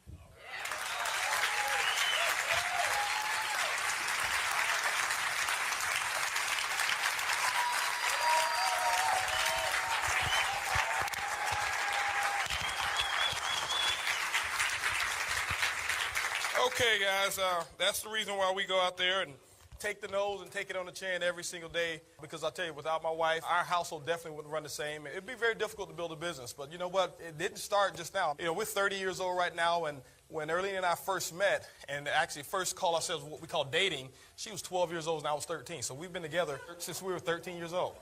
So that was like junior high school sweetheart. Okay? And so that means I had to raise her into the lady she is today. Right? No, I know that was going to get me in trouble. But anyway, guys, we're really excited about what's going on here.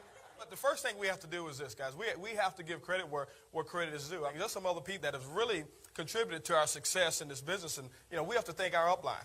Because the thing I'll tell you guys is this. You know what? If it weren't for the people in our upline, guess what? None of us would be here.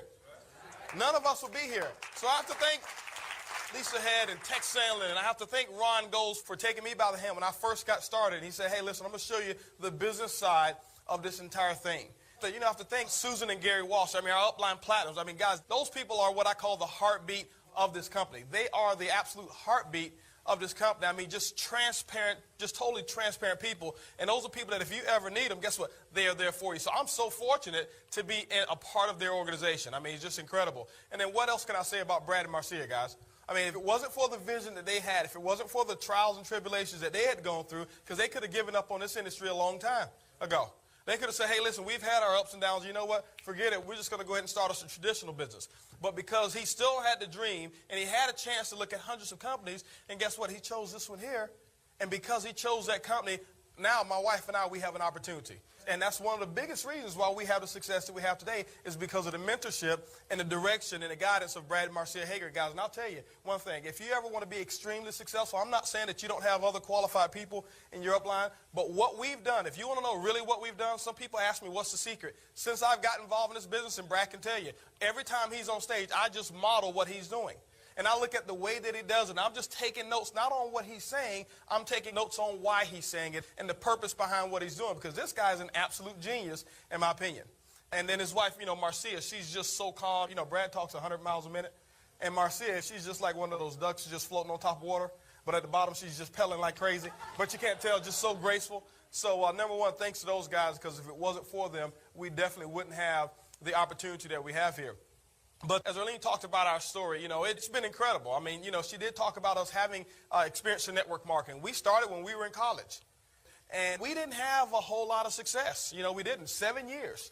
7 years, we didn't have a whole lot of success. But I'll tell you the reasons for that a little bit later.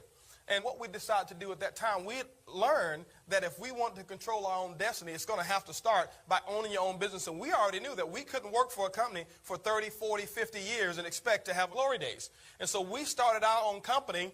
And guess what, guys? We were doing it. At that time, we were making what I call good money. We were making about $150,000, $180,000 a year with our company. And we were around 22 years old when I started that company. And we had what we call a decent lifestyle, fair lifestyle at that time. Eating out, nice cars, nice homes, things like that. Wife wasn't working. I had my own business that really owned me. And then guess what happened 4 years later? Didn't plan on this. 4 years later, everybody else found out the same products that we were selling, they start selling them the same exact way, which made our income go down because we had to sell 4 times as much furniture to make the same income because competition set in, prices got reduced. But guess what? That left us with the lifestyle that was about up here. But our income was down here. And guys, I don't know if any of y'all ever lived like that, but that's called being broke. That's exactly what it was. And that's where we were 3.5 years ago before we found the industry of internet network marketing again.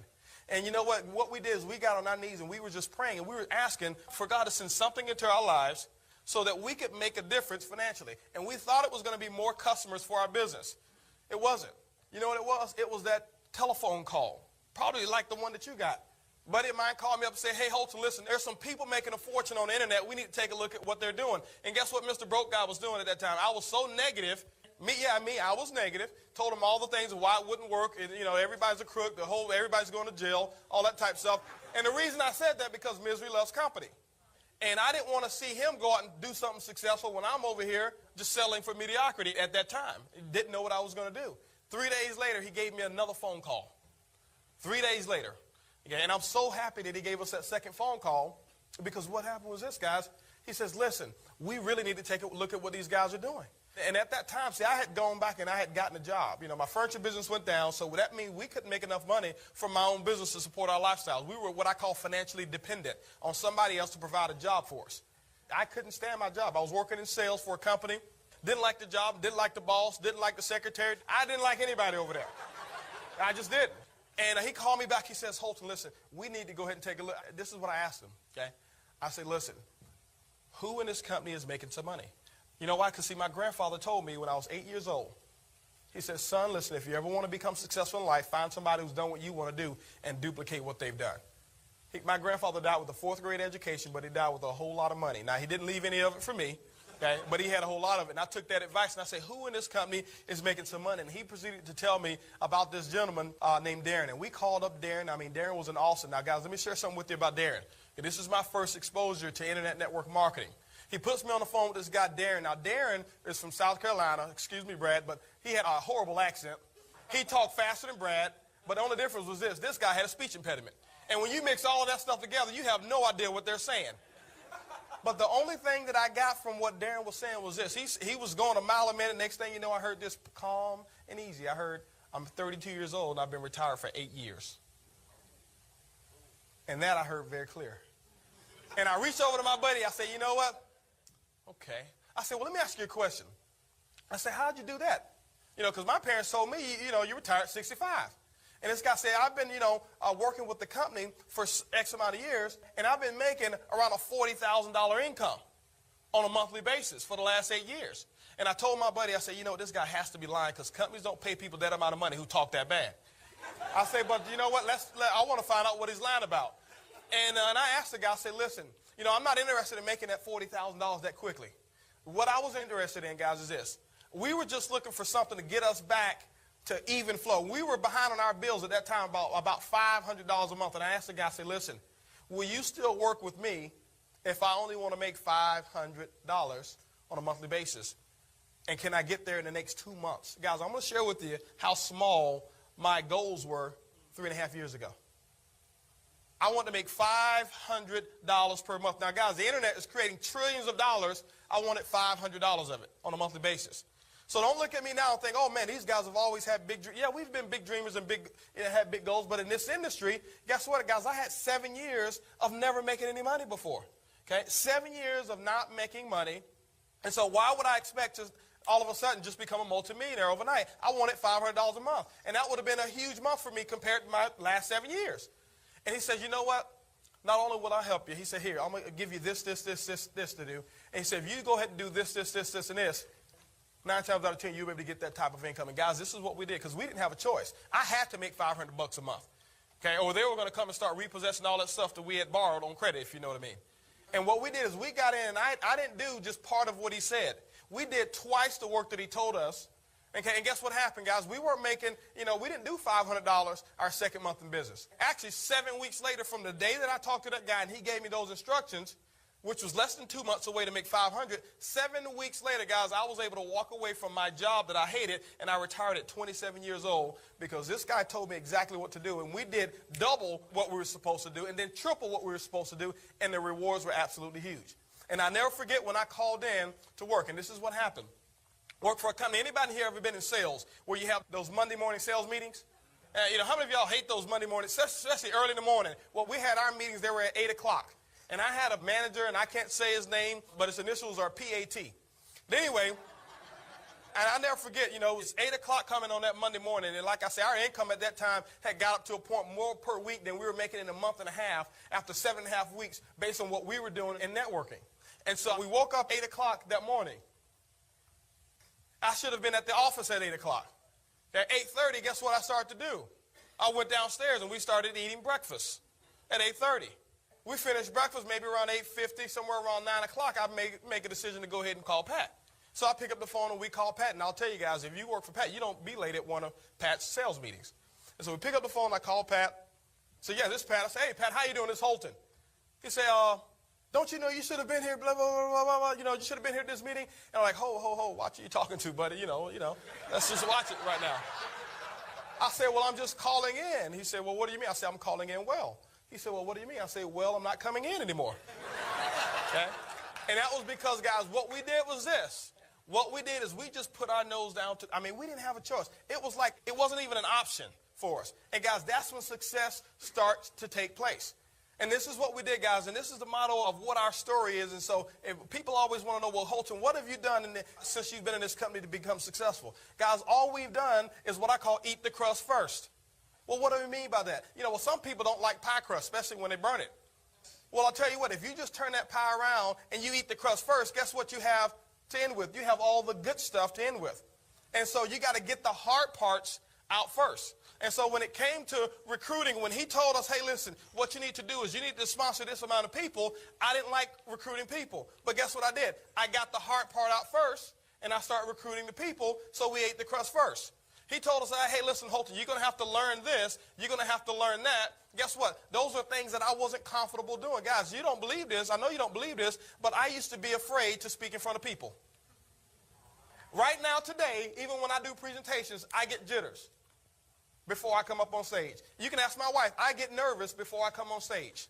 I'd rather not be talking in front of people. But guess what I had to do, guys? I had to eat the crust first. You know why? Because my joy of freedom and living the way we live right now is a whole lot bigger than my fear of speaking in front of other people. And when I'll tell you guys, this is what I had to realize. This is what I had to realize. You've got to do the uncomfortable things. You've got to do the uncomfortable things. The size of your dream will always be determined by the size of the obstacles that will stop you from achieving them. And so now our dreams are bigger than life because that's the only thing that's going to stop us from achieving our goals. But when your dream is only as big as your job, guess what? Someday the boss will come and tell you, hey, listen, it's either going to be network marketing or this job. And guess what happened? You'll lose your dream and you'll go for the job. When your dream is as big as your family, you know what? Some of you maybe have a wife or a husband that may not be so supportive. And if they tell you, hey, if you go back out there and try to make me rich, I'm leaving you. And I'm not telling you what to do in that scenario, but when I got married, it was my choice for richer or poor. I'm choosing richer. And so, I wasn't going to leave it up to my wife to determine whether or not I was going to help her become successful. And so I'm telling you guys, what we did is we just got a huge, huge, huge dream, and we just started going to work. Was it easy? No, it wasn't easy. Why? Because we had a lot of friends that did not get involved into the business. I'm talking about the ones that how many of y'all have people that you just knew were going to get involved? Guess what, guys? We had those people, too. We had them lined up. I already knew that right now they're supposed to be diamonds in this business. We just knew that they were going to get involved. And guess what, guys? They just said no. They said no. And guess what? It hurt a little bit, but it didn't stop where we were trying to go. And that was the key thing, guys. It wasn't easy, especially when you drive across town, or you drive not even across town, you drive several hundred miles to go and present to somebody, and nobody shows up, not even the person you were going to do the presentation for.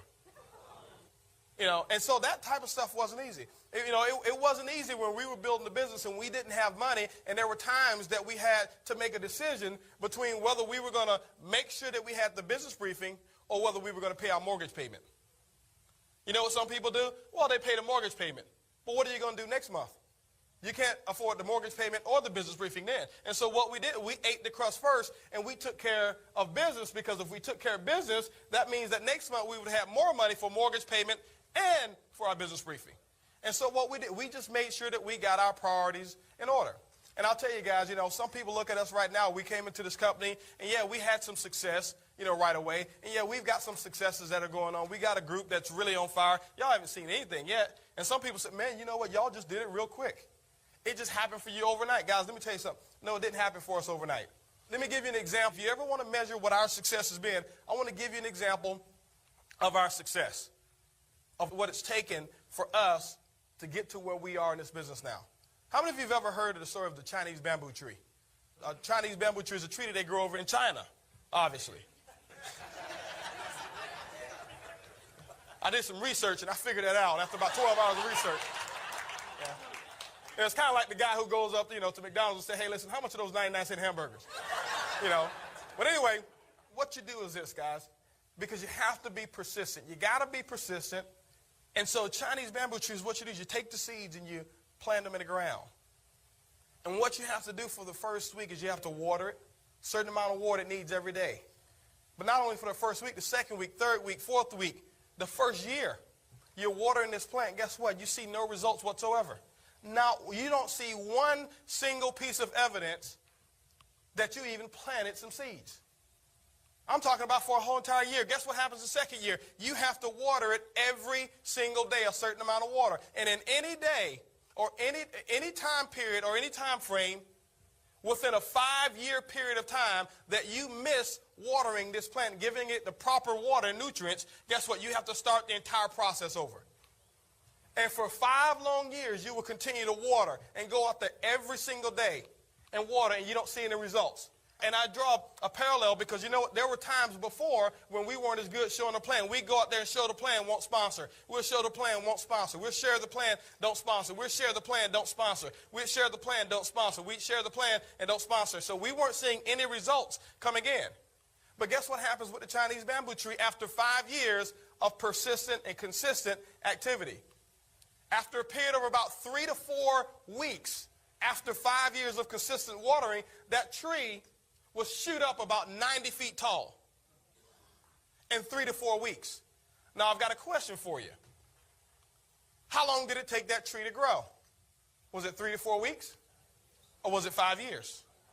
So, guys, don't look at our success and say, you know what, you guys have only been here at, just this amount of months here, 14 months, and you're so successful. No, guys, it's taken us, we've been in this industry 11 years.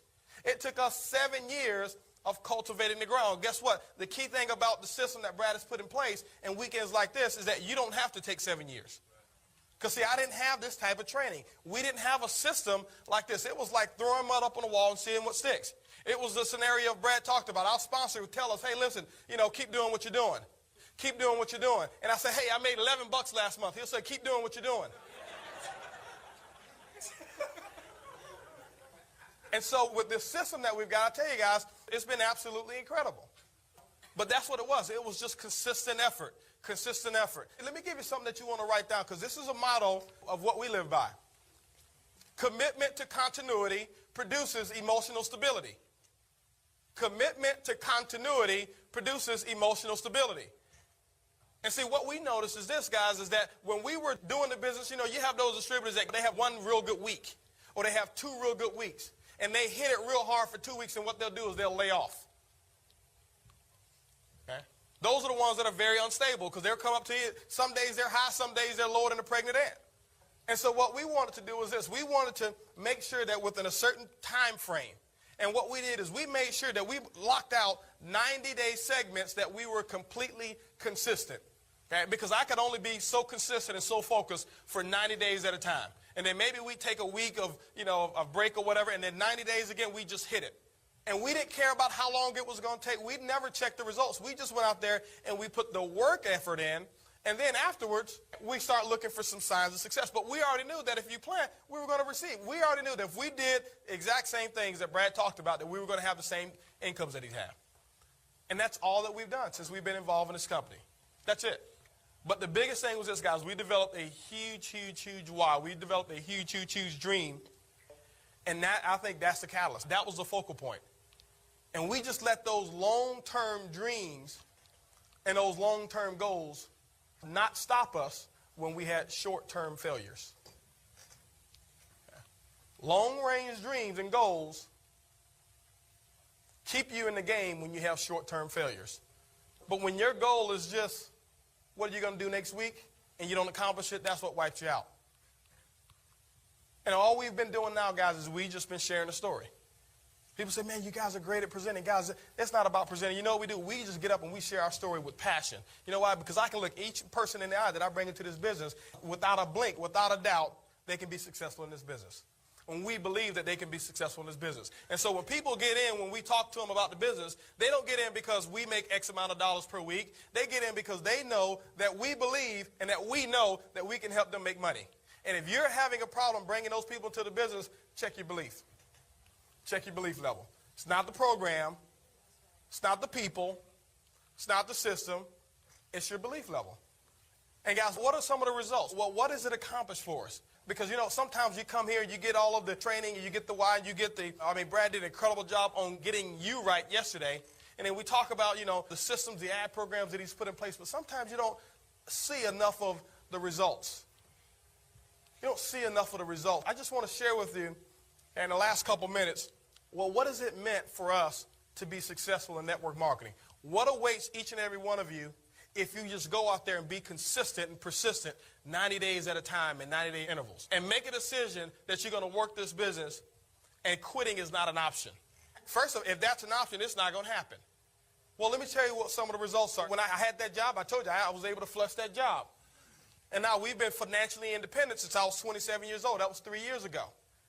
Okay, guys, it's great to be able to earn your own money. You know why? Because I know if anything ever happens, I already know that I'm confident in our ability to go out there and create the income because I never got job dependent. So we were financially independent. That means now, guys, we sleep when we get tired of staying up. We wake up when we get tired of sleeping. Guys, that's fun. Okay, we don't even have a clock in our room, in our bedroom. You come to our room, we don't have a clock in our bedroom. You know why? We don't have anywhere to be if we don't want to be there. And all we wanted, guys, we really just wanted the taste of freedom. We have a 5-year-old son that she talked about. Incredible. I mean, he's a little genius. We pay more for him to go to private school than we paid for me and for her to go to college. And he's only 5 years old in kindergarten. You know why? Because we didn't say let's find the cheapest school that we can put him into that's convenient. We say let's find one of the top 5 schools in the city and let's go and interview these teachers and make sure that they're going to be able to handle a genius child. And let's not worry about what the cost is going to be. But you know what? That's called having choices, guys. That's called freedom. Well, guys, and I'm not embarrassed to say, we were able to go from having a car that we had to turn back into the dealership a while back when finance was real bad, when our furniture business, to going out to the Lexus dealership and using the one payment plan. And we went out to Westside Lexus, you know, and I never forget, I went over there and we talked to the guy and I say, that's the one I want, big LS 400 sedan. And he says, well, yeah, man. He said, how's your credit? I said, well, that's another story. I said, but I'll tell you what I'd like to do is this. We like that car. He said, we can put it into 60 payments for you. I said, great. I said, can I pay all 60 payments at one time? And guys, we purchased our car cash money. No payments at all. That's what this industry has been able to do for us. This past December, guys, you heard about the cruise that we went on. And guys, guess what? We've got 3 to 4 countries every single year that we'll go into different than the United States. We never thought about going to different countries. To us, Galveston was a great vacation. And so now those are the type of plans that this industry of network marketing is giving us. It's those type of freedoms. For Christmas, I was able to spoil my wife with a beautiful 4.5-carat diamond ring, guys. If she has it, if you ever want to see it, she'll show it to you. Actually, you don't even have to come up there too close. You can see it from across the street over there. But guess what, guys? With that ring, but let me just share with you what the fruits have done. I'm showing you what the 90-foot tree has done in a short period of time, but the 7 years of planning it took to get it. 4.5-carat diamond ring that we were able to purchase, it cost more than my first brand new car, and we paid cash for the ring. Don't have any payments on it. We didn't finance it. Okay? Guess what? She just turned 30 years old last month, and this is what we did. We threw her an incredible surprise birthday party. Some of you had the pleasure of being there. And we didn't just do it second rate. We didn't just say, okay, well, I'll tell you what, we're going to have a birthday party. We're going to just surprise her and say happy birthday. No, when you pulled up to our house Guess what? We didn't want, we knew it was going to be a lot of people, and we didn't want you to have to park all the way around the corner. So we had valet parkers at our house to pick you up at the front of my house and drive your car around the corner. And they ran back in the cold rain and stood out there. We had a live band, a 4-person band to be inside the house for music. We didn't want disco, we didn't want just a radio or just somebody spinning CDs. We wanted live music. I called up her mom and I said, hey, listen, I'm throwing your daughter a birthday party. Why don't you get on a plane tomorrow, and I need you to be here, and we're going to surprise you with that. We're just looking for all type of extras. We called up one of the companies that provided the nicest food there. We had them professionally cater the whole house of sweet parts. And I'll wrap it up with this, guys. What this whole weekend is all about. When God was putting together human creation, and he had gotten everything done, he had figured out where he was going to put our mind. He figured out where he was going to put our right arm and our left arm and all that stuff. And it was 2 things left that he was looking to place. And that was success and happiness. And he had 3 little helpers, and one helper, was thinking, they say, well, you know what, I tell you what, we need to make sure that we take happiness and success, and we need to put it somewhere far, far away, because we want man to be able to, challenge himself and go and get it, because if you give it right to him, it's just going to be so easy. And so the first little guy said, hey, I'll tell you what, why don't we do this? You see that mountain up there? Let's put it high, high, high up on the mountain, because you know what, nobody's ever climbed that mountain so far, and I doubt if he'll ever get it. And we'll make him stronger just because he tried to go and get it. And then God thought and said, well, you know what, somebody will eventually climb that mountain. And then the other little helper said, you know what, why don't we do this? Why don't we go way out there into the ocean, miles and miles and miles out. Let's just put happiness and success way down at the root, at the floor, thousands of feet below, because nobody will ever go down there and find it. And then one of the else said, well, you know what, somebody eventually will go out there and find it. And then the smartest little helper said, well, I'll tell you what, why don't we take happiness and success and put it right inside of man? Because you know what, 9 times out of 10, he'll never look for it. And so, guys, what we're saying is this: freedom, happiness, success, guess where it is? It's right there inside you. And all you've got to do is open up, eat the crust first, and it all belongs to you, guys. We love you. Congratulations to each and every one of you guys. Awesome.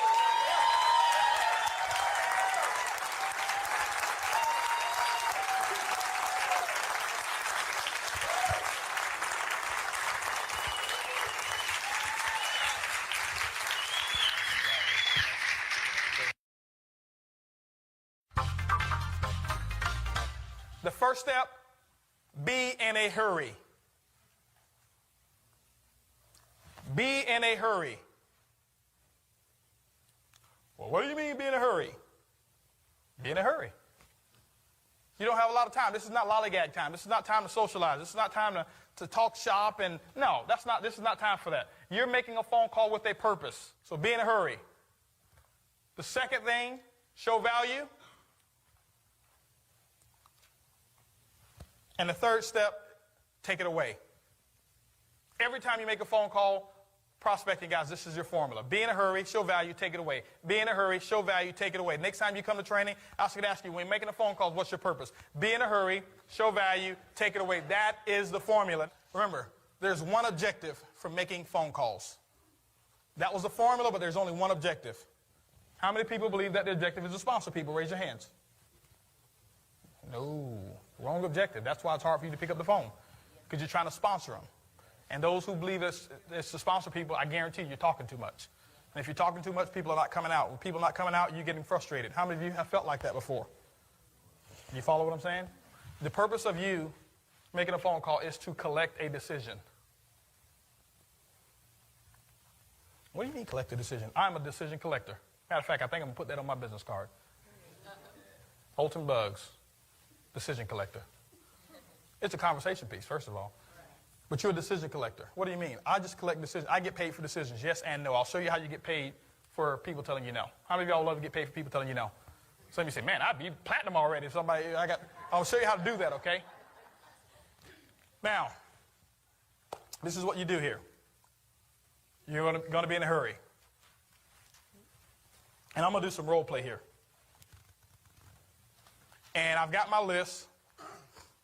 I've got posture because I don't need anybody. I've got 500 people on my list, and I've got to get through them quickly anyway, so I don't care if Larry tells me he's not looking.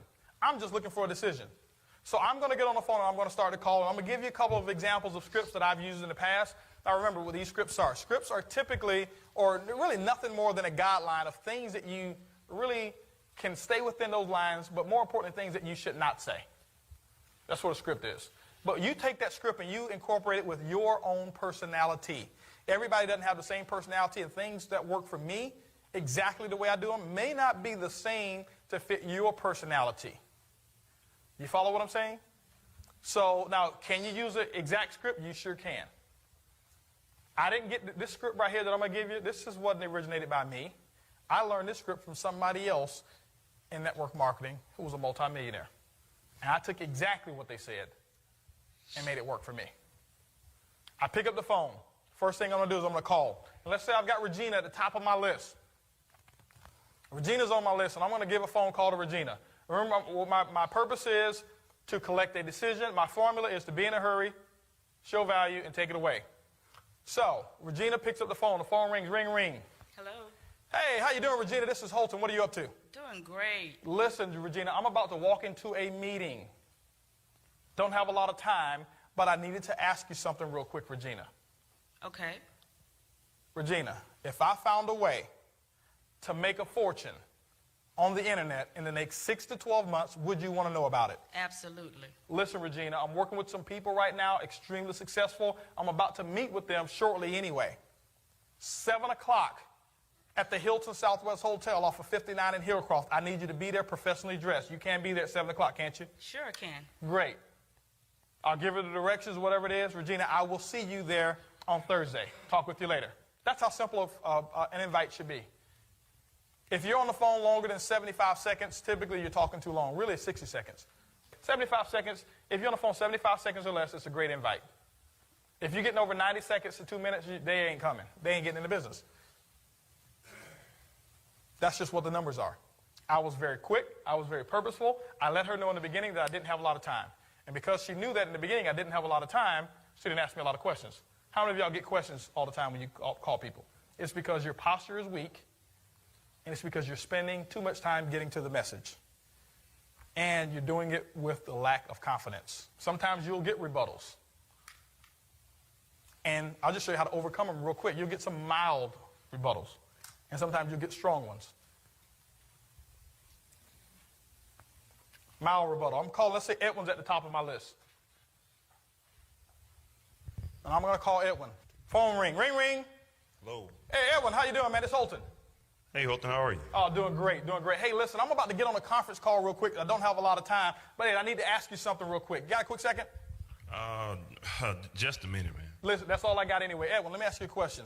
If the opportunity came up for you to make about $3,000 to $4,000 this month, would you take an hour out of your time to evaluate something? Doing what? Listen, I can't explain it all right now. It's about making that type of income, but would you take an hour out of your time to evaluate something? Yeah, I can do that. You sure about that? Yeah, I'm sure. Well, listen, Ed, right now, this might not be for you. It may. I don't know. I'm working with a lot of people right now, making $30,000, $40,000, $50,000 a month. Some are making that per week. I've got an opportunity. I've got 2 tickets available, but I've got 10 other people that I need to call, and I thought of you first. So do you want to take that hour, or do you not? Where is this, Holton? It's going to be at the Hilton Hotel, Southwest Freeway, 59 in Hillcroft. Can you be there?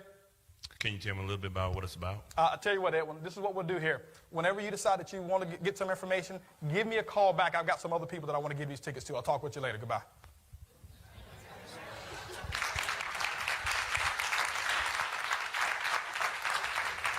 I've already told him I don't have a lot of time. Guess what he's going to do? He's going to chase me. I'm not about to chase him. Well, we got travel, and you could save money on travel, and we've got this wonderful medical plan, and you could save money on that, and we've got this shopping website, and it's got all kind of stuff on there, and now you're going into a 5-minute dissertation when you just told him you're about to get on a conference call. He said, man, this conference call must not be important. He don't have nothing going on. He just sat here and told me everything that went on with his business. No, I don't want to come. So thanks, Ed. Yeah, thanks. So I'll try to be there. Let me share something with you guys. A try, a maybe, I'll think about it, it looks like I can, I should be, anything other than a definite yes is a polite way of telling you that they are not coming.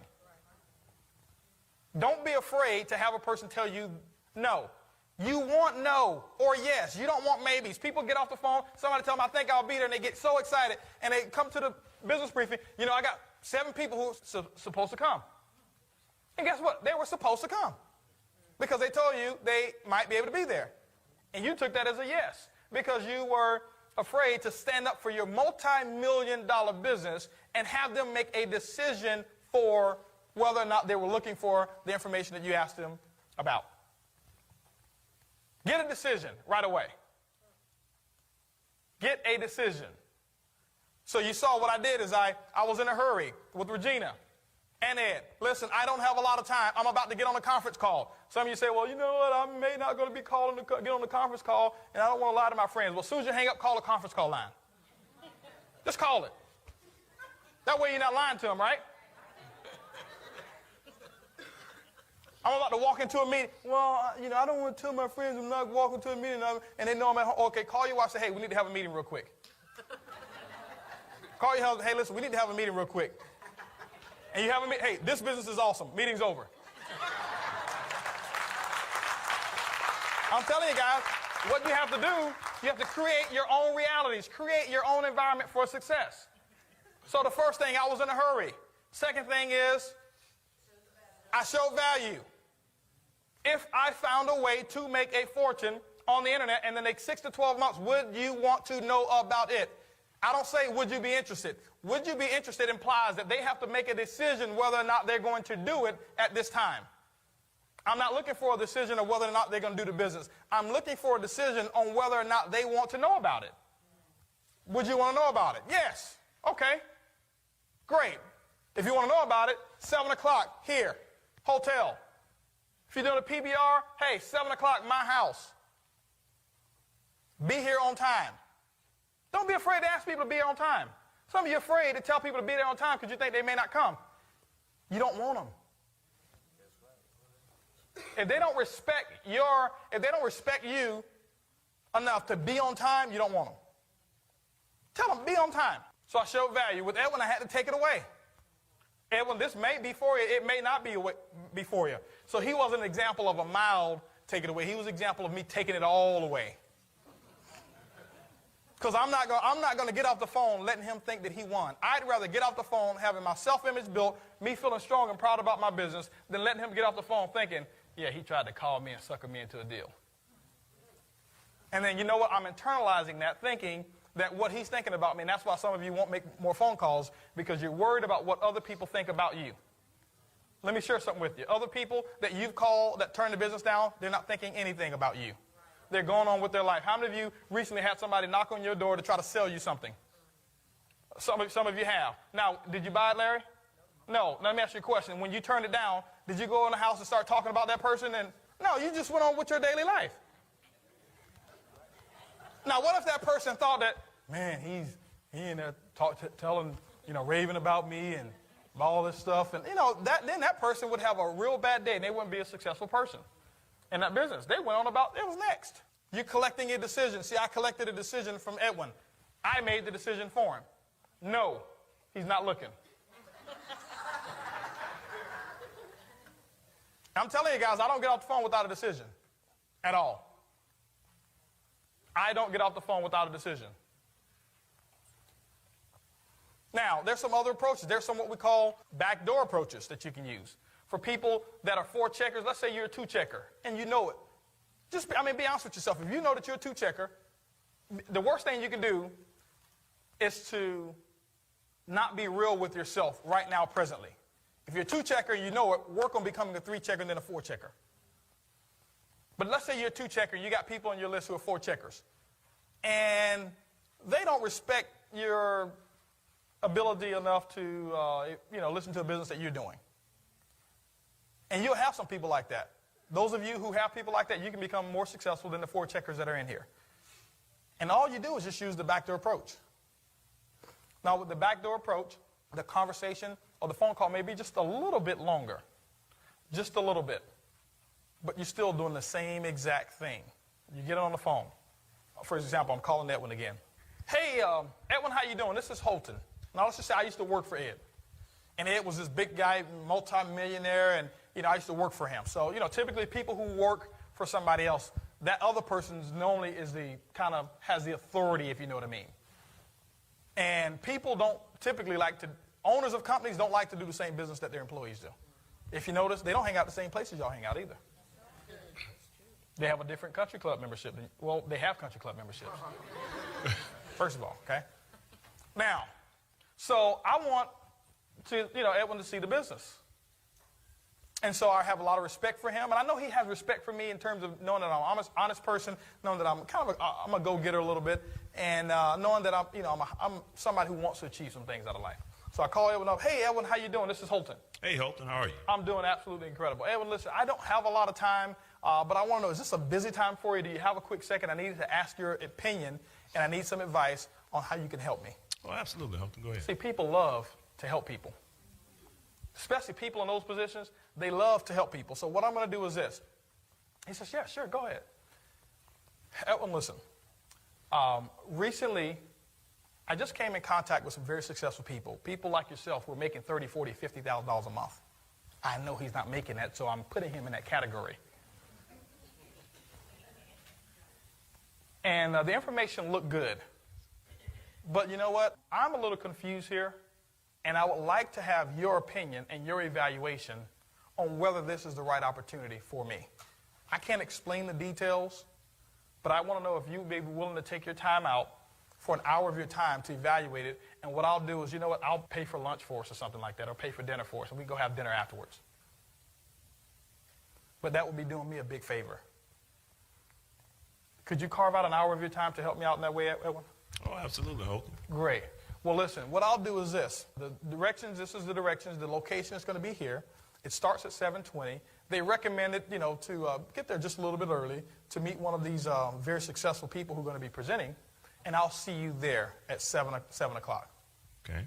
Sounds good. I'll be there. Thanks a lot. I really appreciate that help. I got another decision. I got a decision whether or not he wants to help me. Now, all I do is get him at the business briefing. I'm going to treat him just like I treat anybody else, put him on the front row, and put my speaker on him. Get him. Get him, Tanja. Get him. And so now I got my speaker on him. He's going to get involved in the business. How many of y'all know somebody who came to save somebody and ended up getting in themselves? You follow what I'm saying? And so that's what you want to do. Be in a hurry. Show value. Take it away. Pass the mic to Tanja real quick. Just to give you another example of just make it flow. Just make it flow. The indirect approach. Hey, Tanja, how you doing? This is Holton. I'm doing absolutely incredible. Tanja, listen, I don't have a lot of time, but you know what? I need to ask you a question. You got about a minute? Yes, I do. Tanja, listen. Who do you know that will be looking to make about an extra $3,000 to $4,000 part-time this month without quitting what they're currently doing? I would like to. Okay, That you know what? I sounds didn't think it would be you, but listen. Listen, I just hit the jackpot. I'm right now, Tanja, working with some people, very successful, making $30,000, $40,000, $50,000 a month. Some are making that per week. There's a conference call that I'm having at 7 o'clock. I've got 12 lines available. I got about 25 people that want to get on. Do you think you can get maybe 3 of those people? I got room for you and maybe 3 of those other people that you know. We can get on it. It may not be for you, and I may not have a position for you, but at least I'll give you a shot. Can we do that at 7 o'clock? How many people do I need to call? Only 3. Okay. Yeah, I can do that. And so now I give her the conference call line. Guys, I'm just using a venue. This can be an executive lunch, and this can be a business briefing, a PBR, whatever it is. You just inviting to get to an area. You're collecting a decision. And now, because I use the indirect approach, I got her and 3 other people who's going to be on my conference call. Who do you know, Tanja, that are looking to make an extra $3,000 to $4,000 this month and not quit what they're currently doing part-time? Now, this is a key thing. The dollar figure that I use is going to be a dollar figure equivalent to what I think will turn her to a yes. If Tanja's, for example, is used to making, in this example, $1,000 a month, I'm not going to use $3,000 or $4,000 a month. That'll blow her out of the water. I'll use maybe $300 to $500 a month. Tanja's used to making $20,000, $30,000, $40,000 a month. I'm not going to use $2,000 to $3,000. It's insignificant to her. It doesn't move her right now. I may use an extra $10,000 to $15,000. You prescribe the proper medicine for your prospects. You are the doctor. You know those people. You've got their check marks right next to you. You know who they are. All I'm doing is collecting a decision. The more decisions that you collect in a short amount of time, the more money you'll make in this business. Guaranteed. Whether they're yes decisions or whether they're no decisions. Because I got a long list of people, I don't have a lot of time. And I'm not going to sit on the phone and chit-chat with her about the idea. I've had people say, well, Holton, you know what? I get on the phone. Hey, listen, Tanja, this is Holton. I got a quick question I need to ask you. If I found a way to make a fortune on the internet to make 6 to 12 months, would you want to know about it? Well, yeah, tell me a little bit about it. Tanja, I don't have a lot of time right now. Well, yeah, I'm interested. Well, great. Tanja, listen, 7 o'clock, this particular hotel will be there. I can't guarantee anything. I got 6 tickets available. I got 20 people who want them. I thought of you first. Well, Holton, tell me a little bit more. Right now, Tanja, I'm about to walk into my meeting. It's about to start, so I don't have time. We'll give you all the particulars there. Well, Holton, if you don't tell me a little bit more, then I don't want to come. Well, Tanja, I guess you're not coming.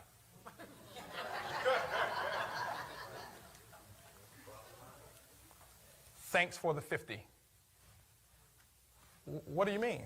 Tanja, I collect $50 for every person who tells me yes or no, and you just made a decision. Thanks a lot for the $50. Well, how did you do that? Tanja, 7 o'clock at the Hilton Hotel, Thursday night. You follow what I'm saying? Now, you may say, well, how in the world do you collect $50? Let me give you an example. My first meeting that I had in this company here, I invited 10 people. I made a list of 20. I actually made a list of I had 71 people that I made on my list in my first, I think it was my first 2 days, 2.5 days. 71 people I put on my list. Most of them were 4 checkers, some of them weren't.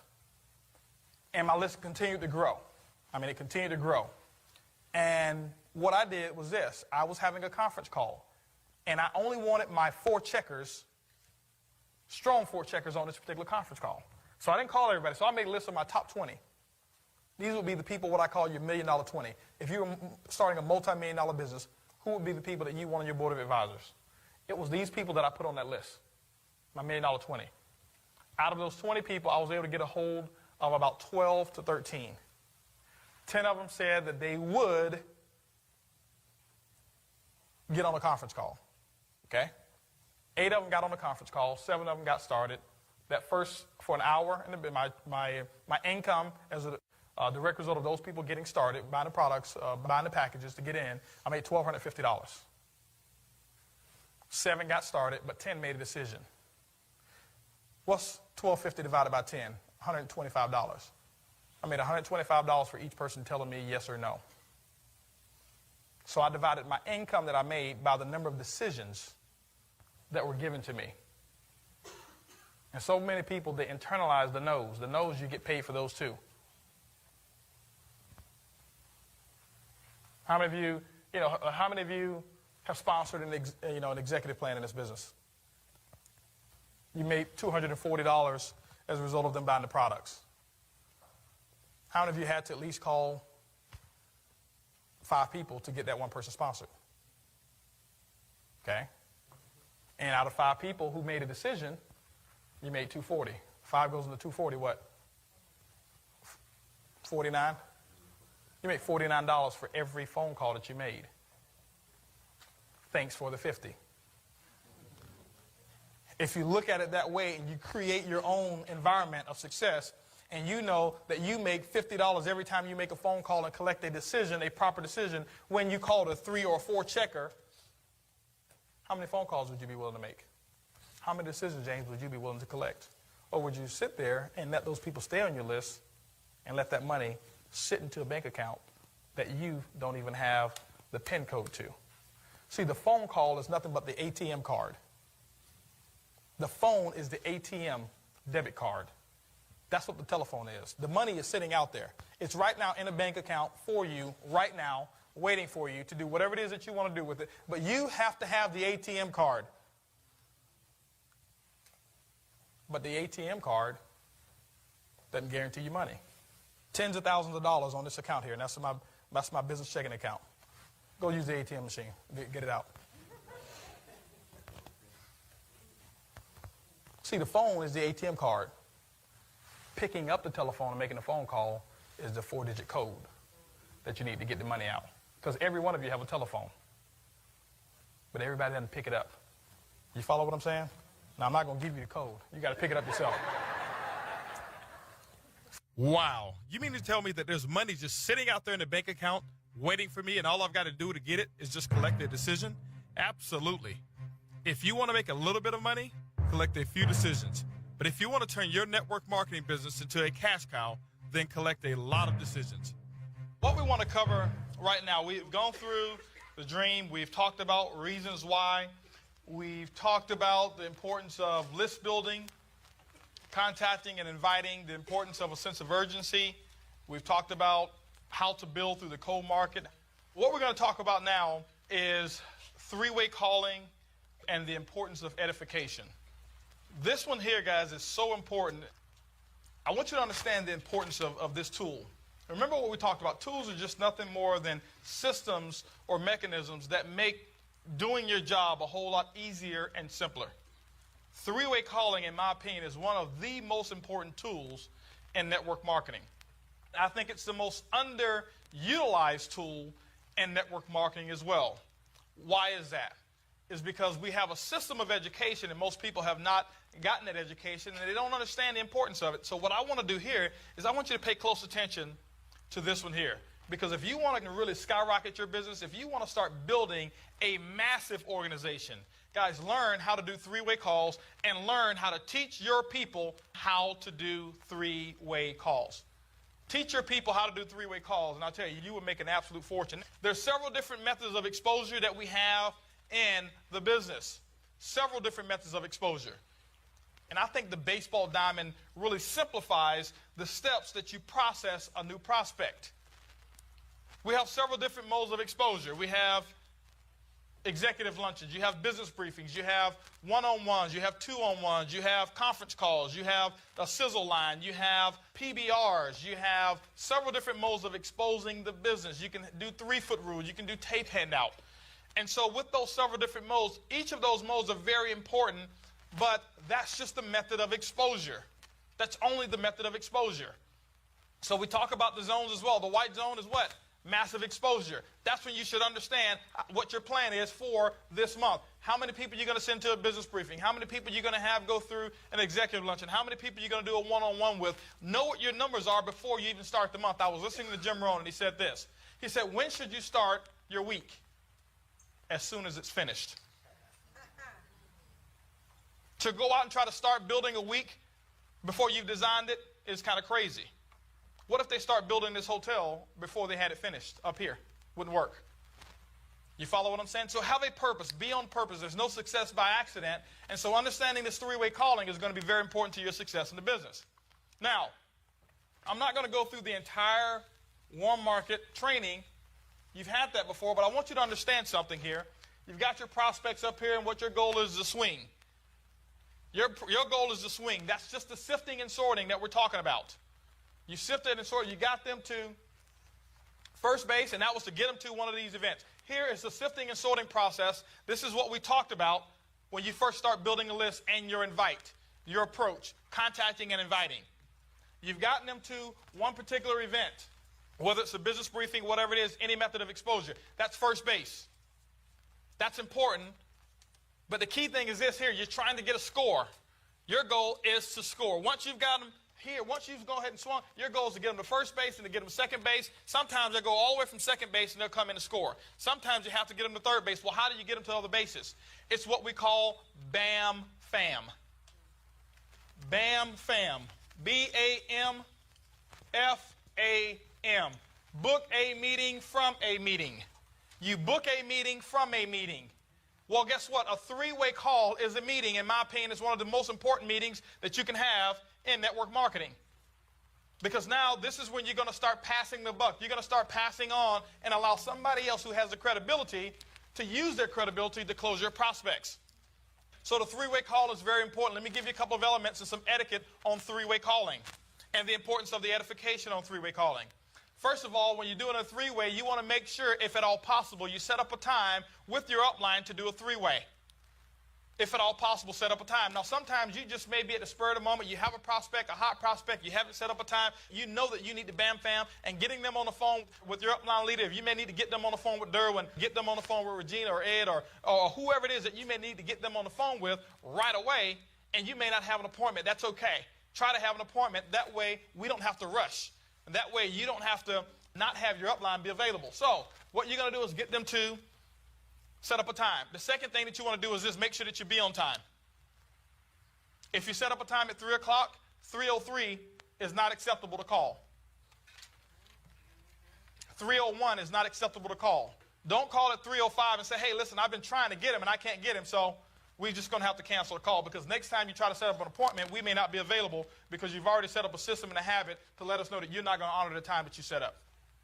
So if you can't get them, your upline needs to get a call at least 5 minutes beforehand. Say, hey, listen, I have not gotten him. I'm just calling to let you know that I haven't gotten my prospect. I'm going to try to get him, and I'll call you back right at 3 o'clock if I don't get him. Or I'll call you back a minute before 3 if I can't get him. But that way we at least know where our time is going to be spent. The key thing is this, guys. It's very simple and easy to put people in this business, and there's thousands of people. Some of you are going to have hundreds, and some of you are going to have thousands of people in your group, and you're going to be doing three ways left and right, and you just want to make sure that your time is well spent or well invested. So honor the time. Make sure that the person has seen a presentation. Don't go from sifting and sorting to second base or to a three-way. Don't book them to the first meeting on a three-way call. Why? Because what you're asking your upline to do is sell the business for you. That's not our job. I don't sell the business at all. Anybody I have to sell the business to, I'll have to sell them to come to a function. I have to sell them to buy product. I have to sell them on being on auto ship, and I'm not in the sales business. I am in the business of developing and mentoring people who want to make a 6- and 7-figure income. And I can't develop somebody who I need to sell to do the things that's required to build a business. Make sure that they've been exposed to the business. Why? Because I don't want to get on and have to talk about the products and services that we market. I don't need to get on the business and have to explain to them for the first time that we have a cold market program, an ad program. I don't want to get on for the first time and have to explain the different industries that we participate in through our company. That's not what I want to do. The purpose of a three-way call is for somebody else that you've edified to validate what they just heard. Remember I talked about social proof? People need social proof. This gives them the social proof that somebody else is doing it, somebody else is having success, and that we have a testimony. Now, edification. You want to make sure that you've already edified your upline or whoever's doing the three-way call for you, and it always is your upline. Never cross-line, never somebody in your success team as well. It's always upline. Let me share with you what I call the edification triangle. The edification triangle. And then we'll get back to the process of edification. If you look here, this is a triangle. This is you. This is your prospect, and this is your expert or your upline. I want you to understand something. Well, why is it important for you to get validation? Because people who know you personally, they know you. That's the problem. That's the problem. You can't beat your own chest. You can't tell them how great you are, but guess what? Somebody else that you edified, they can. And we can make you look like a hero, but you can't do it yourself. Vice versa. You can make me look like a hero to that person. I can't get on the phone and talk about how great I am. I can't talk about the money I've made. I can't talk about all of those things, but you can do it for me. That's very important, guys. The edification is incredible. This is the key thing here. The people that you know will listen to somebody that they don't know before they'll listen to you. That's people. If you understand people, you'll make money. So between you and your prospect, there's what we call trust. They do trust you. They know that you'll never do anything illegal, immoral, or unethical. They have trust for you. I want you to understand this edification triangle. There's trust. Between you and your prospect, there is trust. But there is no respect. They don't have the respect that you can help them make a 6 or a 7-figure income because they know that you just borrowed $200 from them 2 weeks ago. You follow what I'm saying? Does that make sense? They don't respect your ability. That's why people say, well, I've been trying to get them to a meeting and they aren't coming. That's why you are trying to sell them and they already know that you're 2 months behind on Visa. They already know that you had this repossessed. They already know that stuff. And they're like, man, if she was making so much money or he was making so much money, why did they borrow some money from me? So they don't have any respect for you in that sense. They understand what even if you're doing okay right now, but they know your past. See, I couldn't sell the people, or I couldn't present and tell the people how great the business was, even after I had made a lot of money in this industry, because people knew what my past was. They knew what my past was. That's what they remember. You follow what I'm saying? But they do have trust for me. They know I wouldn't put them in anything bad. They don't have any respect, but they do have trust. Between you and your expert, based on how you edify them, there is no trust because they don't know that person from Adam. But there is a lot of respect because of the things that you have said about your expert. Before you put a person on a 3-way call with your upline, make sure that you've edified. Now, you edify their accomplishments and the people that they've helped in this business. You edify their accomplishments and the people that they've helped in this business. Does that make sense to you? So, if I'm putting a person on the phone, and let's just say here, I got Derwin, and Derwin is my upline. Or I'll just give you an even better example of what I've actually done and how I've actually, the exact things that I've said. I'm putting people on the phone with Brad. Before I get Brad on the phone, I remember I've already established my appointment. He knows exactly what time I'm calling. I let them know. I say, hey, listen, I'm Bam Fammy. They went to an appointment. They liked what they saw, but they didn't make a decision. Great. I tell you what. I was talking to Brad. This guy's absolutely phenomenal. This guy went from $35 in the bank to over $300,000 in cash in his bank after he paid all of his bills in just 1 year, 12 months in this business. He's a multi-millionaire helping thousands of people, and his goal is to help 100 people become a millionaire. I've already been selected as one of them, and we're looking for some other people. Brad told me that if I found somebody who was sharp like you, he'd take 5 minutes of his time and see if he can talk to you and tell you what he's doing to develop these millionaires. Do you think that person has some value for Brad's time now? See, they don't understand who Brad is, or they don't understand who you are or who your upline is until you say it. They don't understand anything about his past. All they know is the good things that I just told them about him. Does that make sense to you? That's all that they know. And so what I'll do then is this. Great. 3 o'clock. I'll give you a call. I actually call you 5 minutes to 3. We'll see if we can get 5 minutes of his time. They've already been exposed to the business. And so now what happens is this. I'm going to get them on the phone with Brad.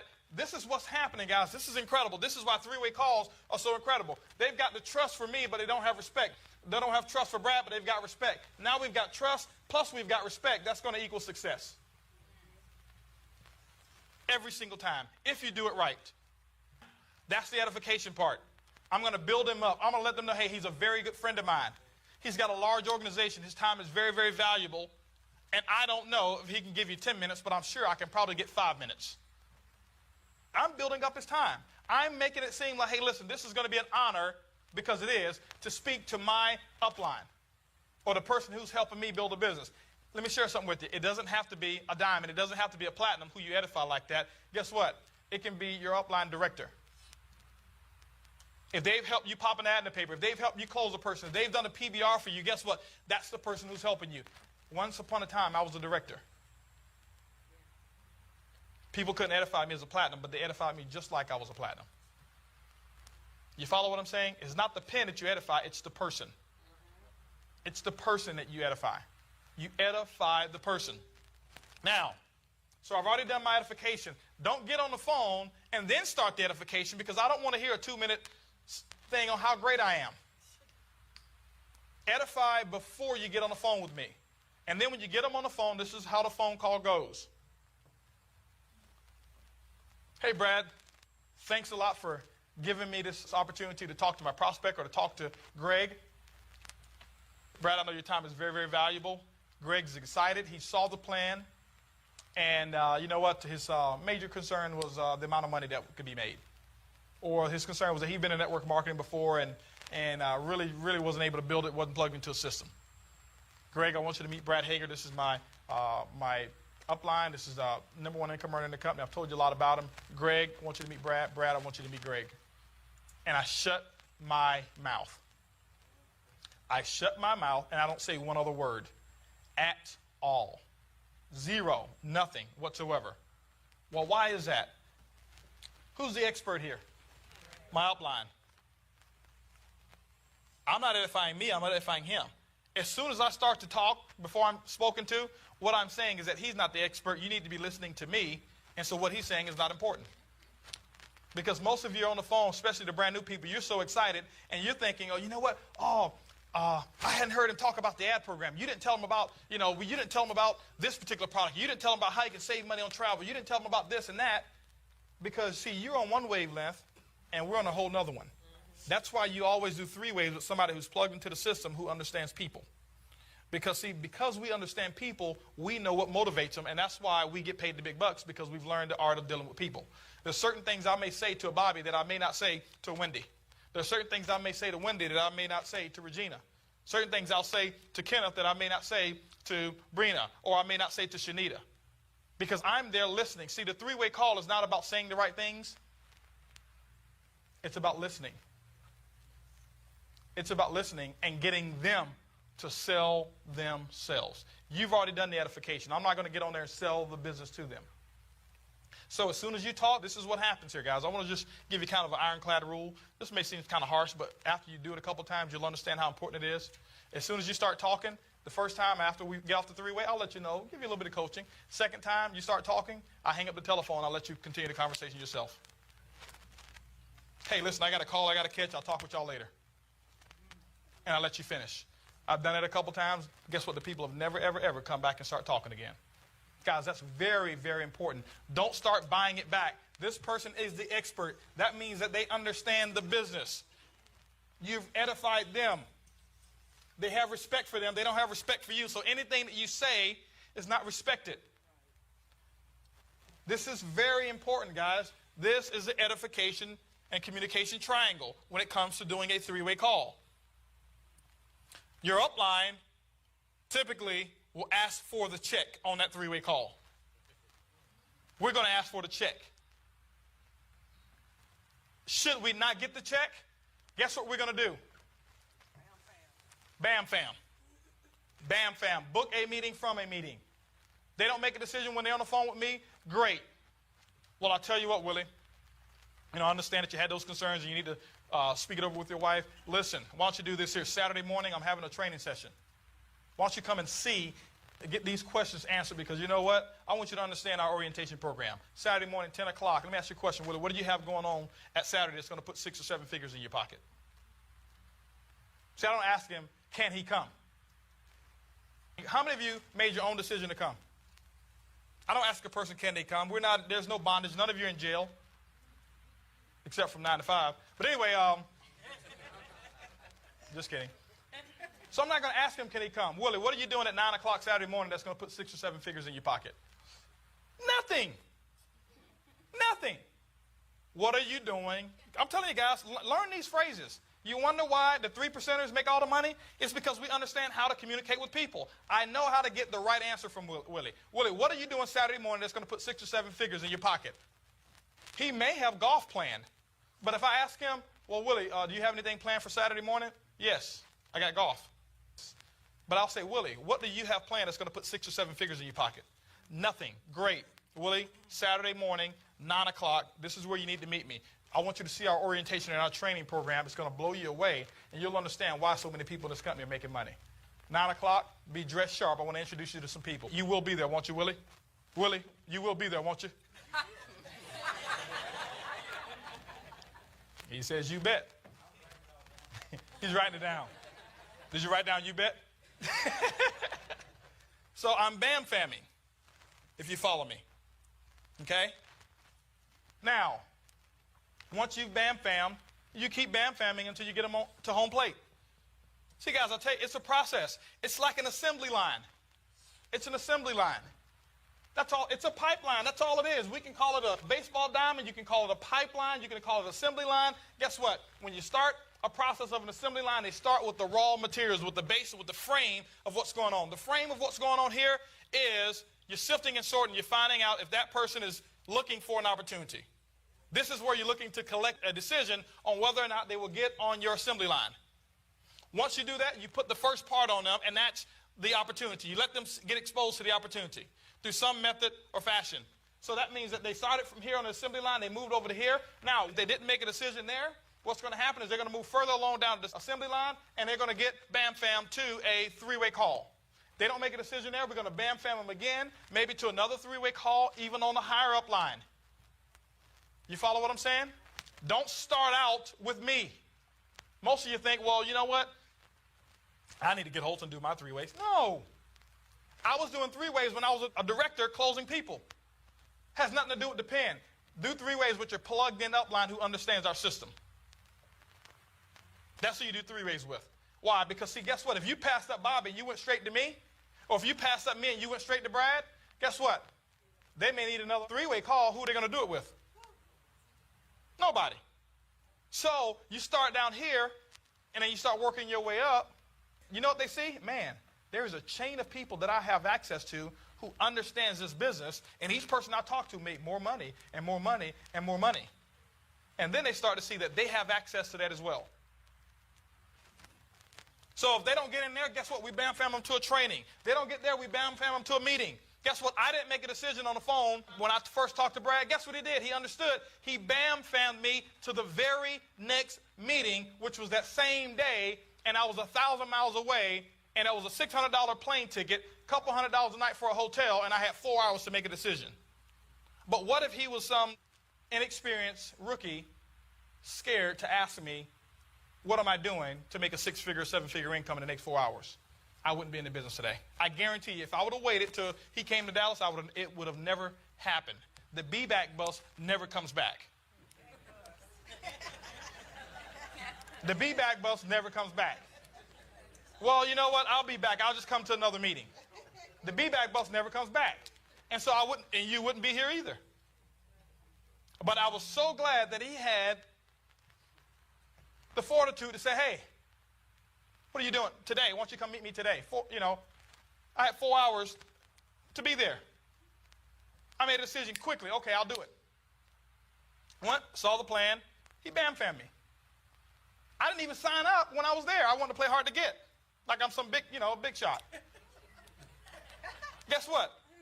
They bam-fammed me again with Ron Goals. Hey, listen, Holton, when you get back home, I know you got a couple people that you want to talk to. Why don't we do this? Let me talk to you and those couple of people and tell them what you just saw. I gave an appointment. See, successful people honor their appointments. So if I book the appointment, guess what? I got to honor it. Now he bam-fammed me. Now guess what he's got? Not only me, he's got my group to talk to. If I don't do it, they're going to do it, so I got to do it anyway. The pros understand this stuff. The professional people understand the art of bam-famming. Ron Goals talks about it. How many of you have ever been to a dental office, walked out of there, and they didn't schedule your next appointment? Never happened. They understand bam-famming. Before you leave, they'll hit the security on that door and won't let you. Hold on for a second. I went and got a root canal recently. While I'm in the chair, the lady comes in there. Hey, listen, your next appointment is going to be this here date. What time is going to be better for you? Morning or afternoon? Guess what they do? People in the dentistry business, they have classes, training on how to bam-fam. It doesn't happen by accident. This is all on purpose. All of this is on purpose. You bam-fam. You book a person from a meeting to a meeting. Three-way calling, very important. As many prospects as you have going through your pipeline, guys, you should be three-waying like crazy. It's real easy to sponsor people. You know why some of your businesses are not growing to the degree of which you want them? Because you are not disciplined. Is it that you don't know how? All the information that I'm teaching you right now, all of you know how to do it already. You're just not doing what you know how to do. You'll get started here at home plate. You'll go to first base. You get so excited because they showed up at your business briefing or they showed up, you think you've already scored because they showed up. It's nowhere near over. They showed up, and guess what they'll tell you? Oh, this looks real good. Man, this is awesome. I think I'm going to do it. I'll get back with you. You say, okay, great. Awesome. Here's my phone number. Get back with me. That's a rookie way to handle that. What you do is this. Great. Nicole, I work by a calendar. I'm sure that you do as well. My time is valuable, so is yours.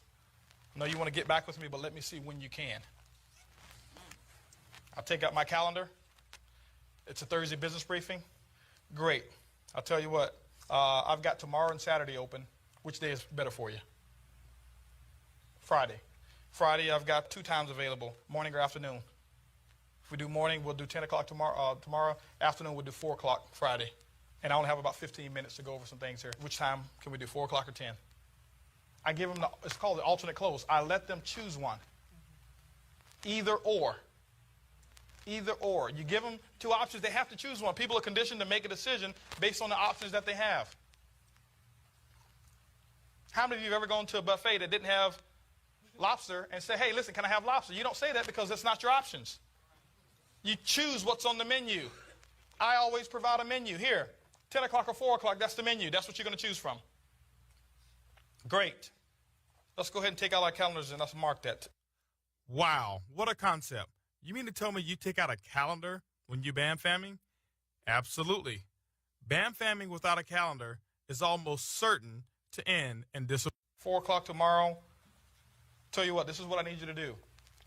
Whatever the concern is, look over the website, all that type of stuff. Make a list of your questions so that we can get your questions answered and we can resolve and show you how to put some money in your pocket. Why do I do that? Because, see, if I let them tell me they'll get back with me, they're in control. If they're in control, they understand that you need them in their business, and they'll never call you back. Very, very, very seldom will they call you back. Now, when they see I do that, they understand that I'm a very serious business person. I run my business like a business. I don't care if they don't get involved in the business. I want them to know that I'm a very serious business person. So I booked that appointment. The other thing is this. If I call them back without an appointment, it's considered what we call hounding. Man, why does he keep calling me? See, tomorrow when I call him at 4 o'clock, I'm not hounding him because I had an appointment. I know who I'm dealing with. I have an appointment, 4 o'clock. Guys, become a professional. Become an expert at every aspect of the business. It's simple to become an expert. It's just doing it. It's just doing it. The thing I understand is this here. Only 20% of the people are going to do the information that I'm talking about. Everybody in here has a chance to do it. Every one of you have a chance at a 6-figure income and to become free, financially independent, and wealthy, but only 20% of you are going to do 80% of what I'm talking about. Most of you have heard this information. You still get them to a business briefing. You jump for joy just because they came and you think you've got somebody. Just because they signed up at a business briefing. You don't have anybody sponsored. To that person that you sponsored 2 people. Wow, that's a powerful statement. Why don't we take a 30-second mental break and digest everything that we just learned?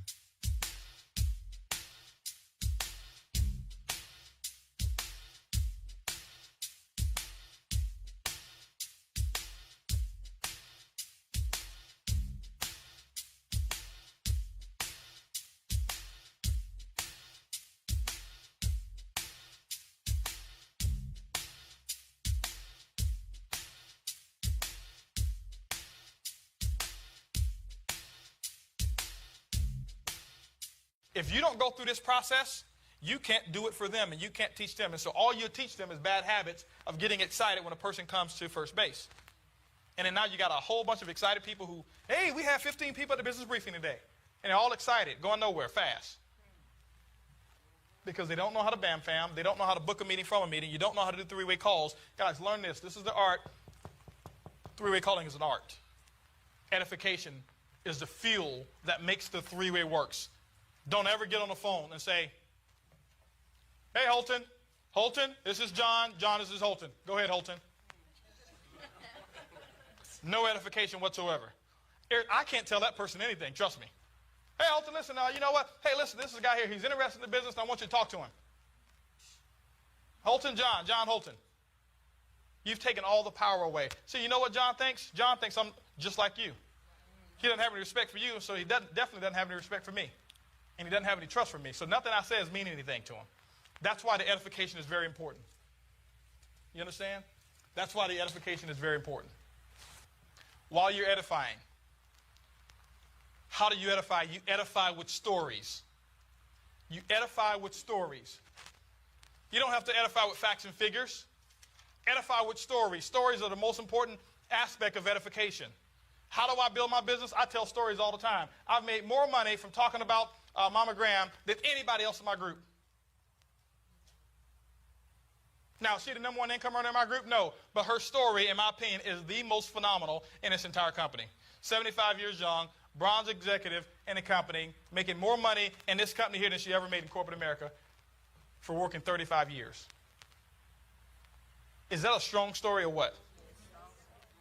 She had a fixed income. Operating on a fixed income. Got involved in this business here. Now she doesn't have a fixed income anymore. Guys, that's a very, very strong story. Why don't you use, if you're in her group, why aren't you using her for a three-way? All she has to do is get on and tell her story. Facts, tell, stories, sell. All I do when I'm on the three-way, I get on there and I tell my story. People just want social proof. They want to know, does it work and can I do it? Those are the two things people want to know. Does it work and can I do it? And will I get some help? For some people, will I get some help? Does it work? Can I do it? And will I get some help? That's what the three-way call does. Now, there's 3 stories that you tell in network marketing. 3 stories. Guys, get these stories and I want you to understand them. I want you to burn them up here permanently. Understand this, guys. I'm equipping you right now with some stuff that if you use this stuff, you will go out and be able to make a fortune if you use it. If you don't use it, you'll go out and you have the same results that you've been having.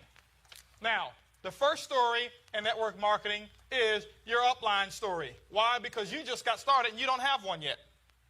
Your upline story. Talk about your upline.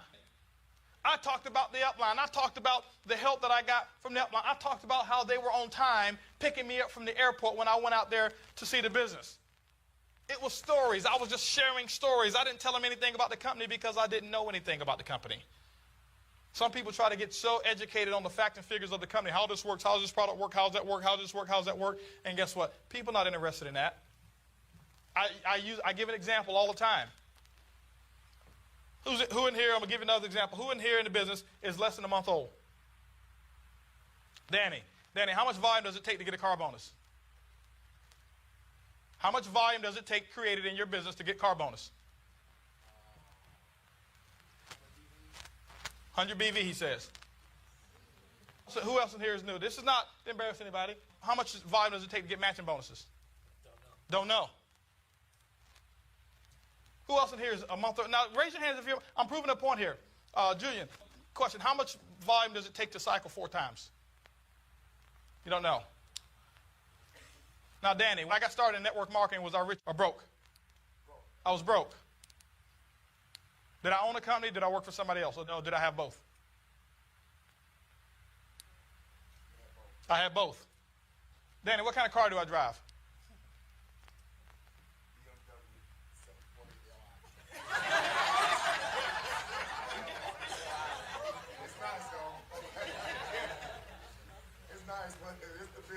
It's the big one. You follow what I'm saying? They don't understand the facts and figures, but he knows all of my story. He bought my story. He didn't buy the comp plan. He doesn't know it. If it took 100 BV to get a car bonus, everybody in here would be driving a car. You follow what I'm saying? So the facts and figures have nothing to do with whether a person gets in. It's the story. So the first story that you tell is your upline stories. You know why I bought that car? I didn't buy it for me. I bought it for you. It's a story that you need to be sharing. Bobby just went out and got that car. He didn't buy it. I know for a fact he didn't get that one for him. He knows that. He bought it for the group. It's a story to tell. It's a story, a success story to tell. Durham went out. Guess what he wanted? Durham wanted a Toyota Land Cruiser. I say, man, ain't nobody getting fired up about a Toyota Land Cruiser.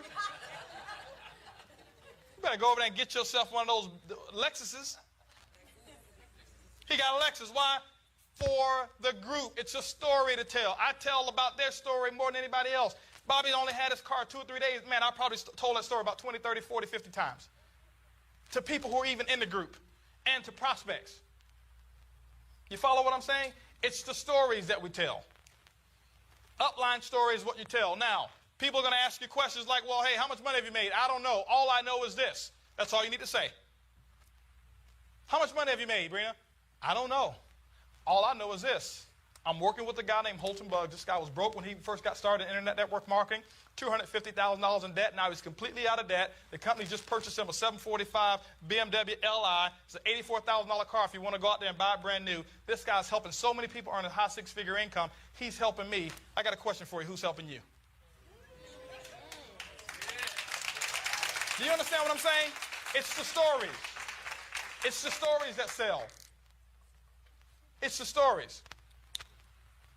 So you tell your upline story.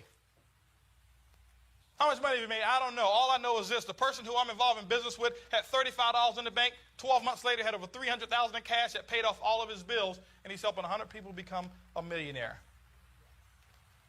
How many millions have you made yet? See, I always answer a question with a question. Those are the stories that I answer objections with stories.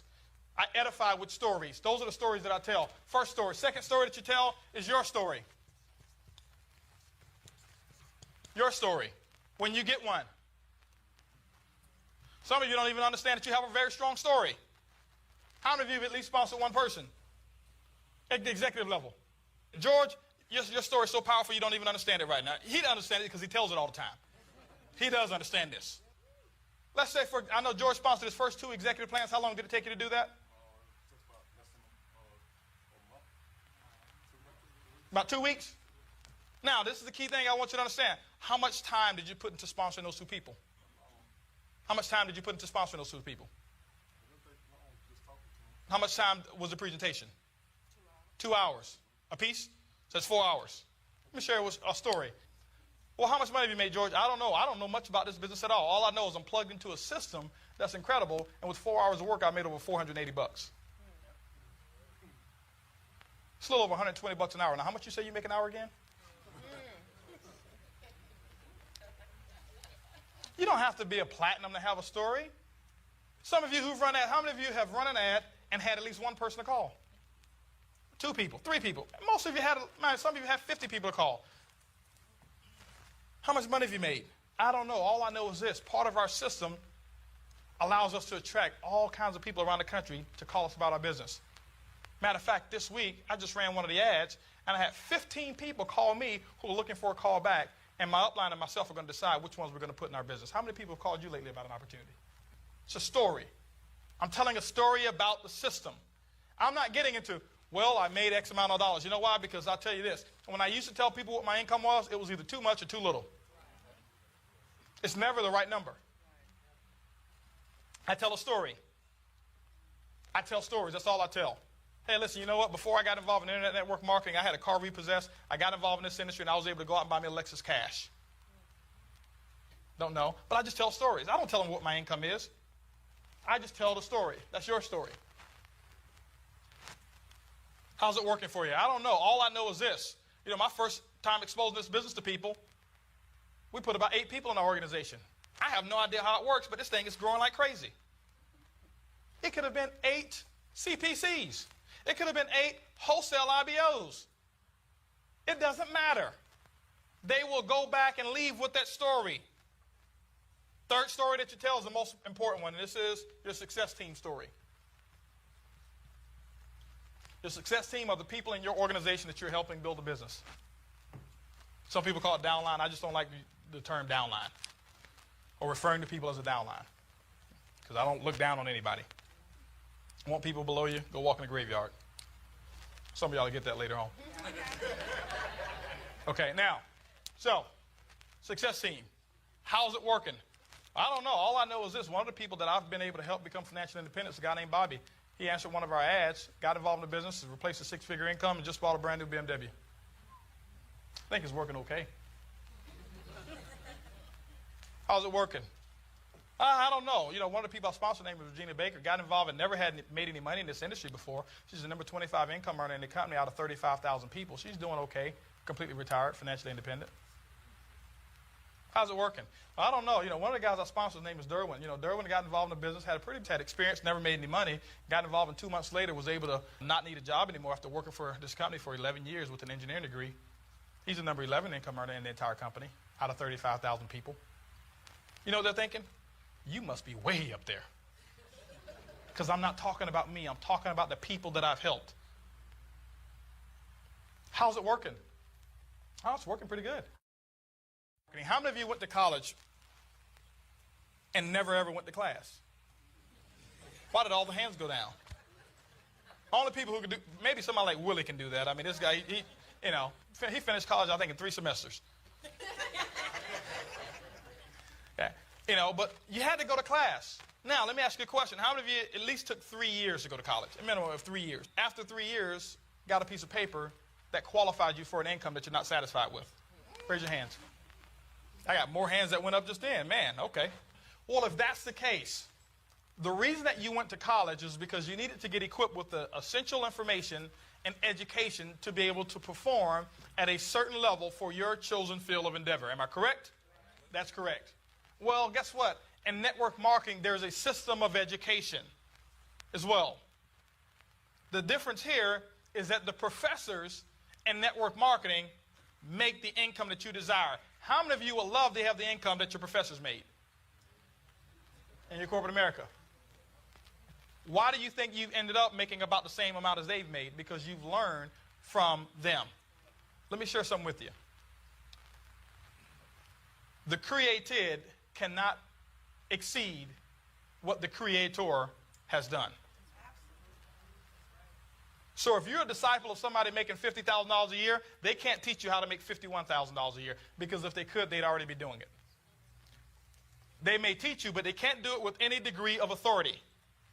That's the important thing that I want you to understand about the educational system that we have in network marketing. Now, in our company here, guess what? The people that we put in front of the room in terms of trainers, at power trainings, at success seminars, at national events, do you think that these people make the money that you are looking to make? Well, why wouldn't you be there to learn from those people? That's what you want to understand. That's where the information is. What I have done is I've understood that there's a system that we have of events, and I already know because I have a game plan. I already know over the next 12 months, I already know, and I've already checked off in my calendar which months I'll be at which particular event or how much time I need to go to those events. And I've already predetermined and made a decision that I'll be at every single event. Why? Because let's just say there's one major event that we have a month. How many of you had to go to class more than once a month? Guess what? Most of your books cost more than what our functions are for one of your classes. That's not including the tuition that you paid for that particular class. And so this is what I've done. I've learned to build my business from event to event. I never look at my business for 12 months and say, what am I going to accomplish in 12 months? I look at my business for 12 months first, and then I look at the event schedule, and I work my business from event to event. Because the events is what keep people in the business. It's the lifeblood of the business. It's what I call where the juice and where the emotions come from. People make a decision to build this business on an emotional basis. It's never a logical decision. It's based off of emotion. And you cannot make an emotional decision if you're not impacted emotionally.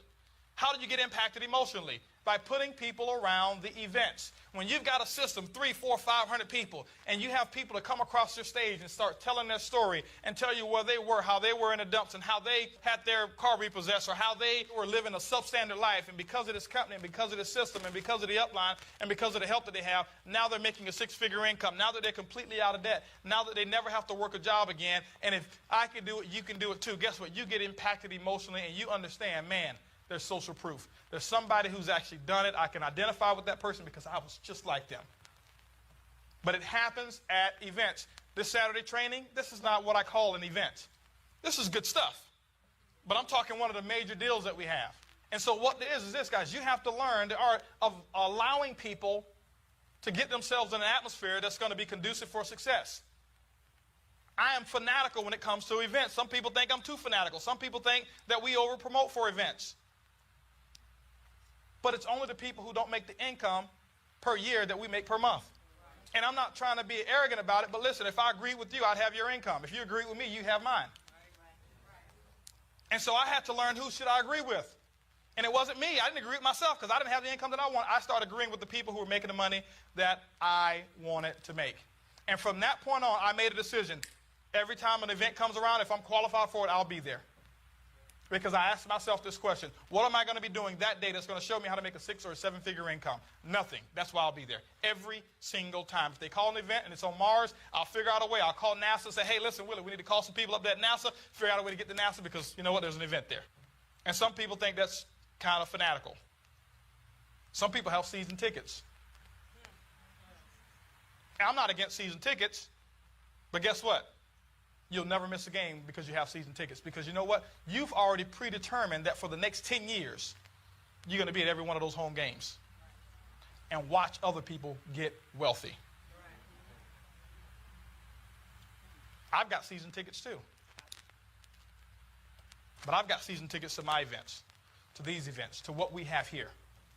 And that's why the events are incredible. The key thing is this: when you go to events, you can't go by yourself.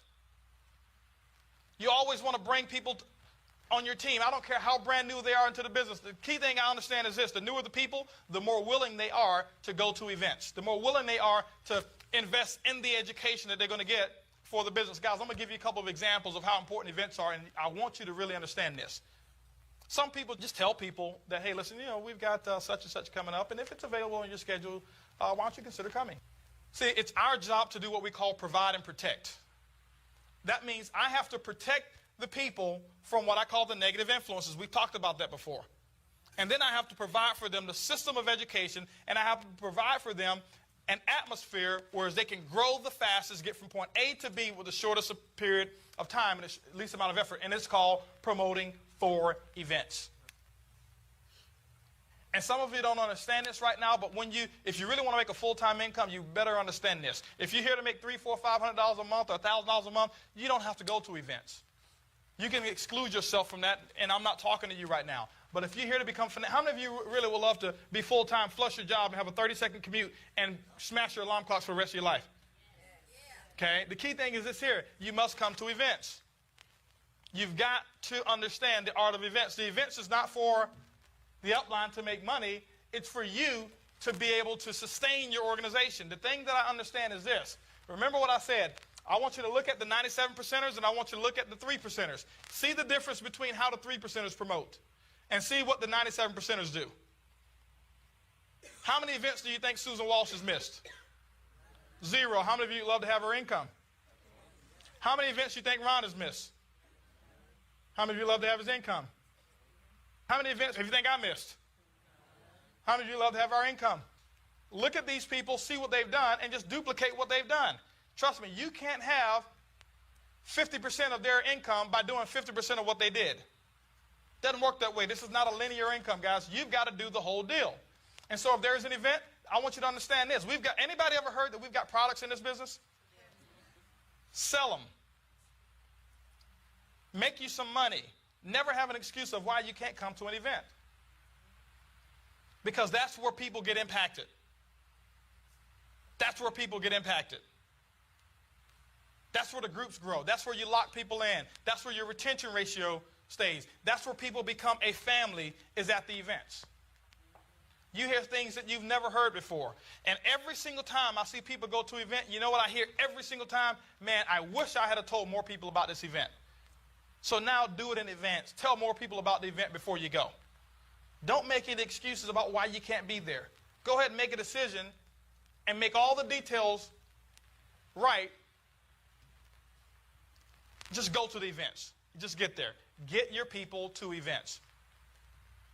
And remember, build from event to event. Always promote the next event, not the one 3 years down the road. But guess what? We've got a success seminar that's coming up. You should be getting so excited and promoting about the next big function. Now, do you promote for business briefings? Yes, absolutely. You promote for those like crazy. But while you're promoting for those, you promote the you promote the small things that you're doing on a day-to-day basis, and you promote the next big thing. Understand what your calendar is. We have, in February, we're going to have a success seminar. That's what you should be promoting right now. After that, you should be promoting the national like crazy. Remember, guys, there's a difference between employee mentality and wealth mentality. Wealth mentality people promote and they're already registered.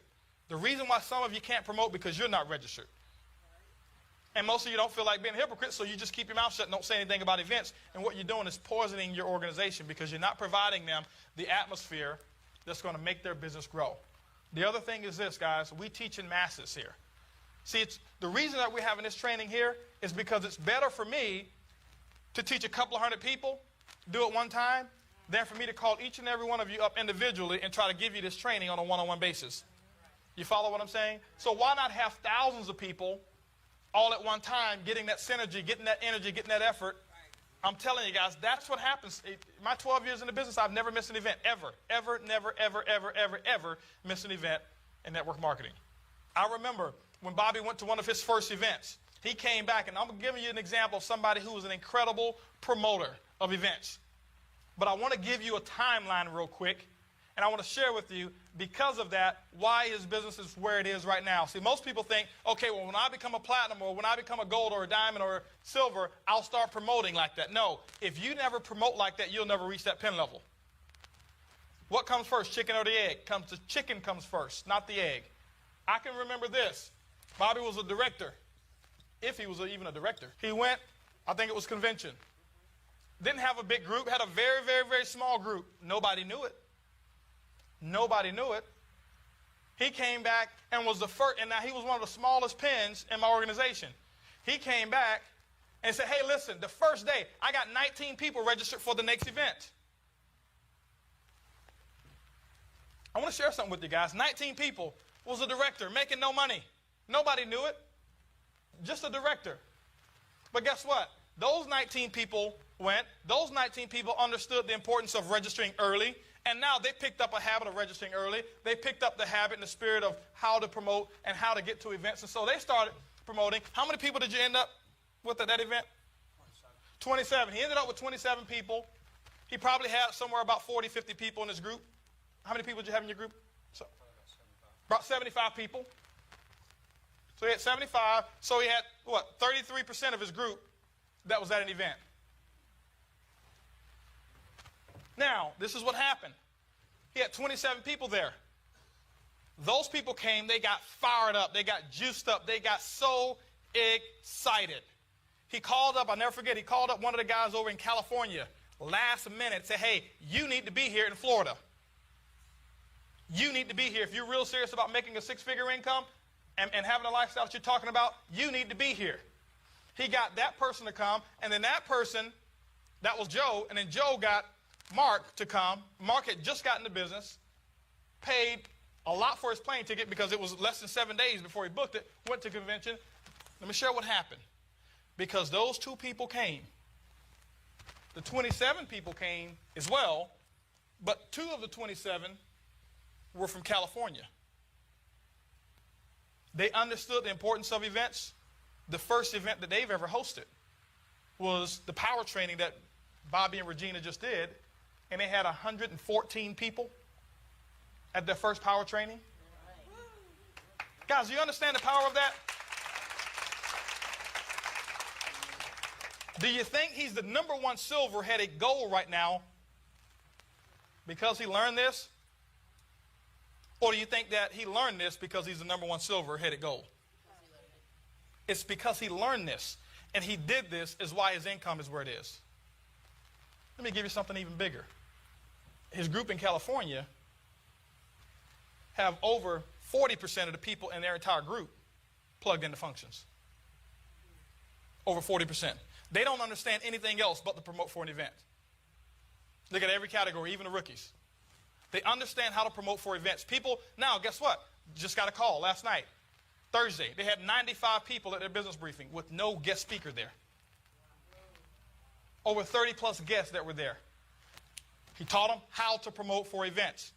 Bigger one. We just had a series of power trainings. And in those power trainings, there were around 1,000 people. Over 1,000 people that we had at power trainings around the country. 21 different power trainings. 20% of the people who were at power trainings in the entire company came from his organization.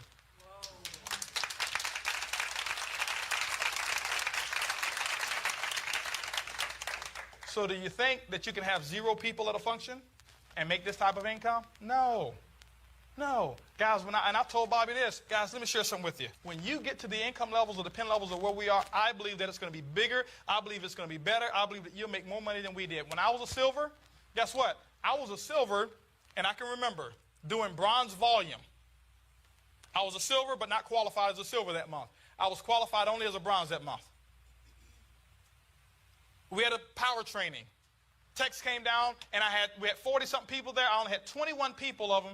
21 of those 40-something people were in my group. I was a silver. 21 people. Silver here, over 200 people in Israel organization. Now, we made a decision that we were ready to build. We started building, we started promoting for these events, made a decision, went from silver, but doing bronze volume. 22 days later, we were gold executives in the company.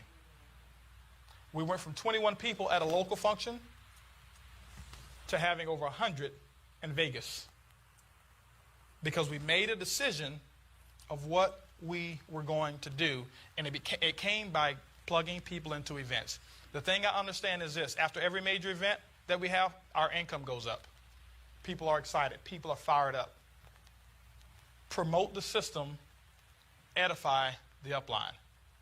Promote the system, edify the upline. If you're going to make it in this business, it's because you have learned the art of becoming an incredible promoter, and you've learned the art of edification. The events is the lifeline of your business. Get excited about the events. Don't make decisions late. Do what successful people do. They make decisions, and then they make those decisions the right decision.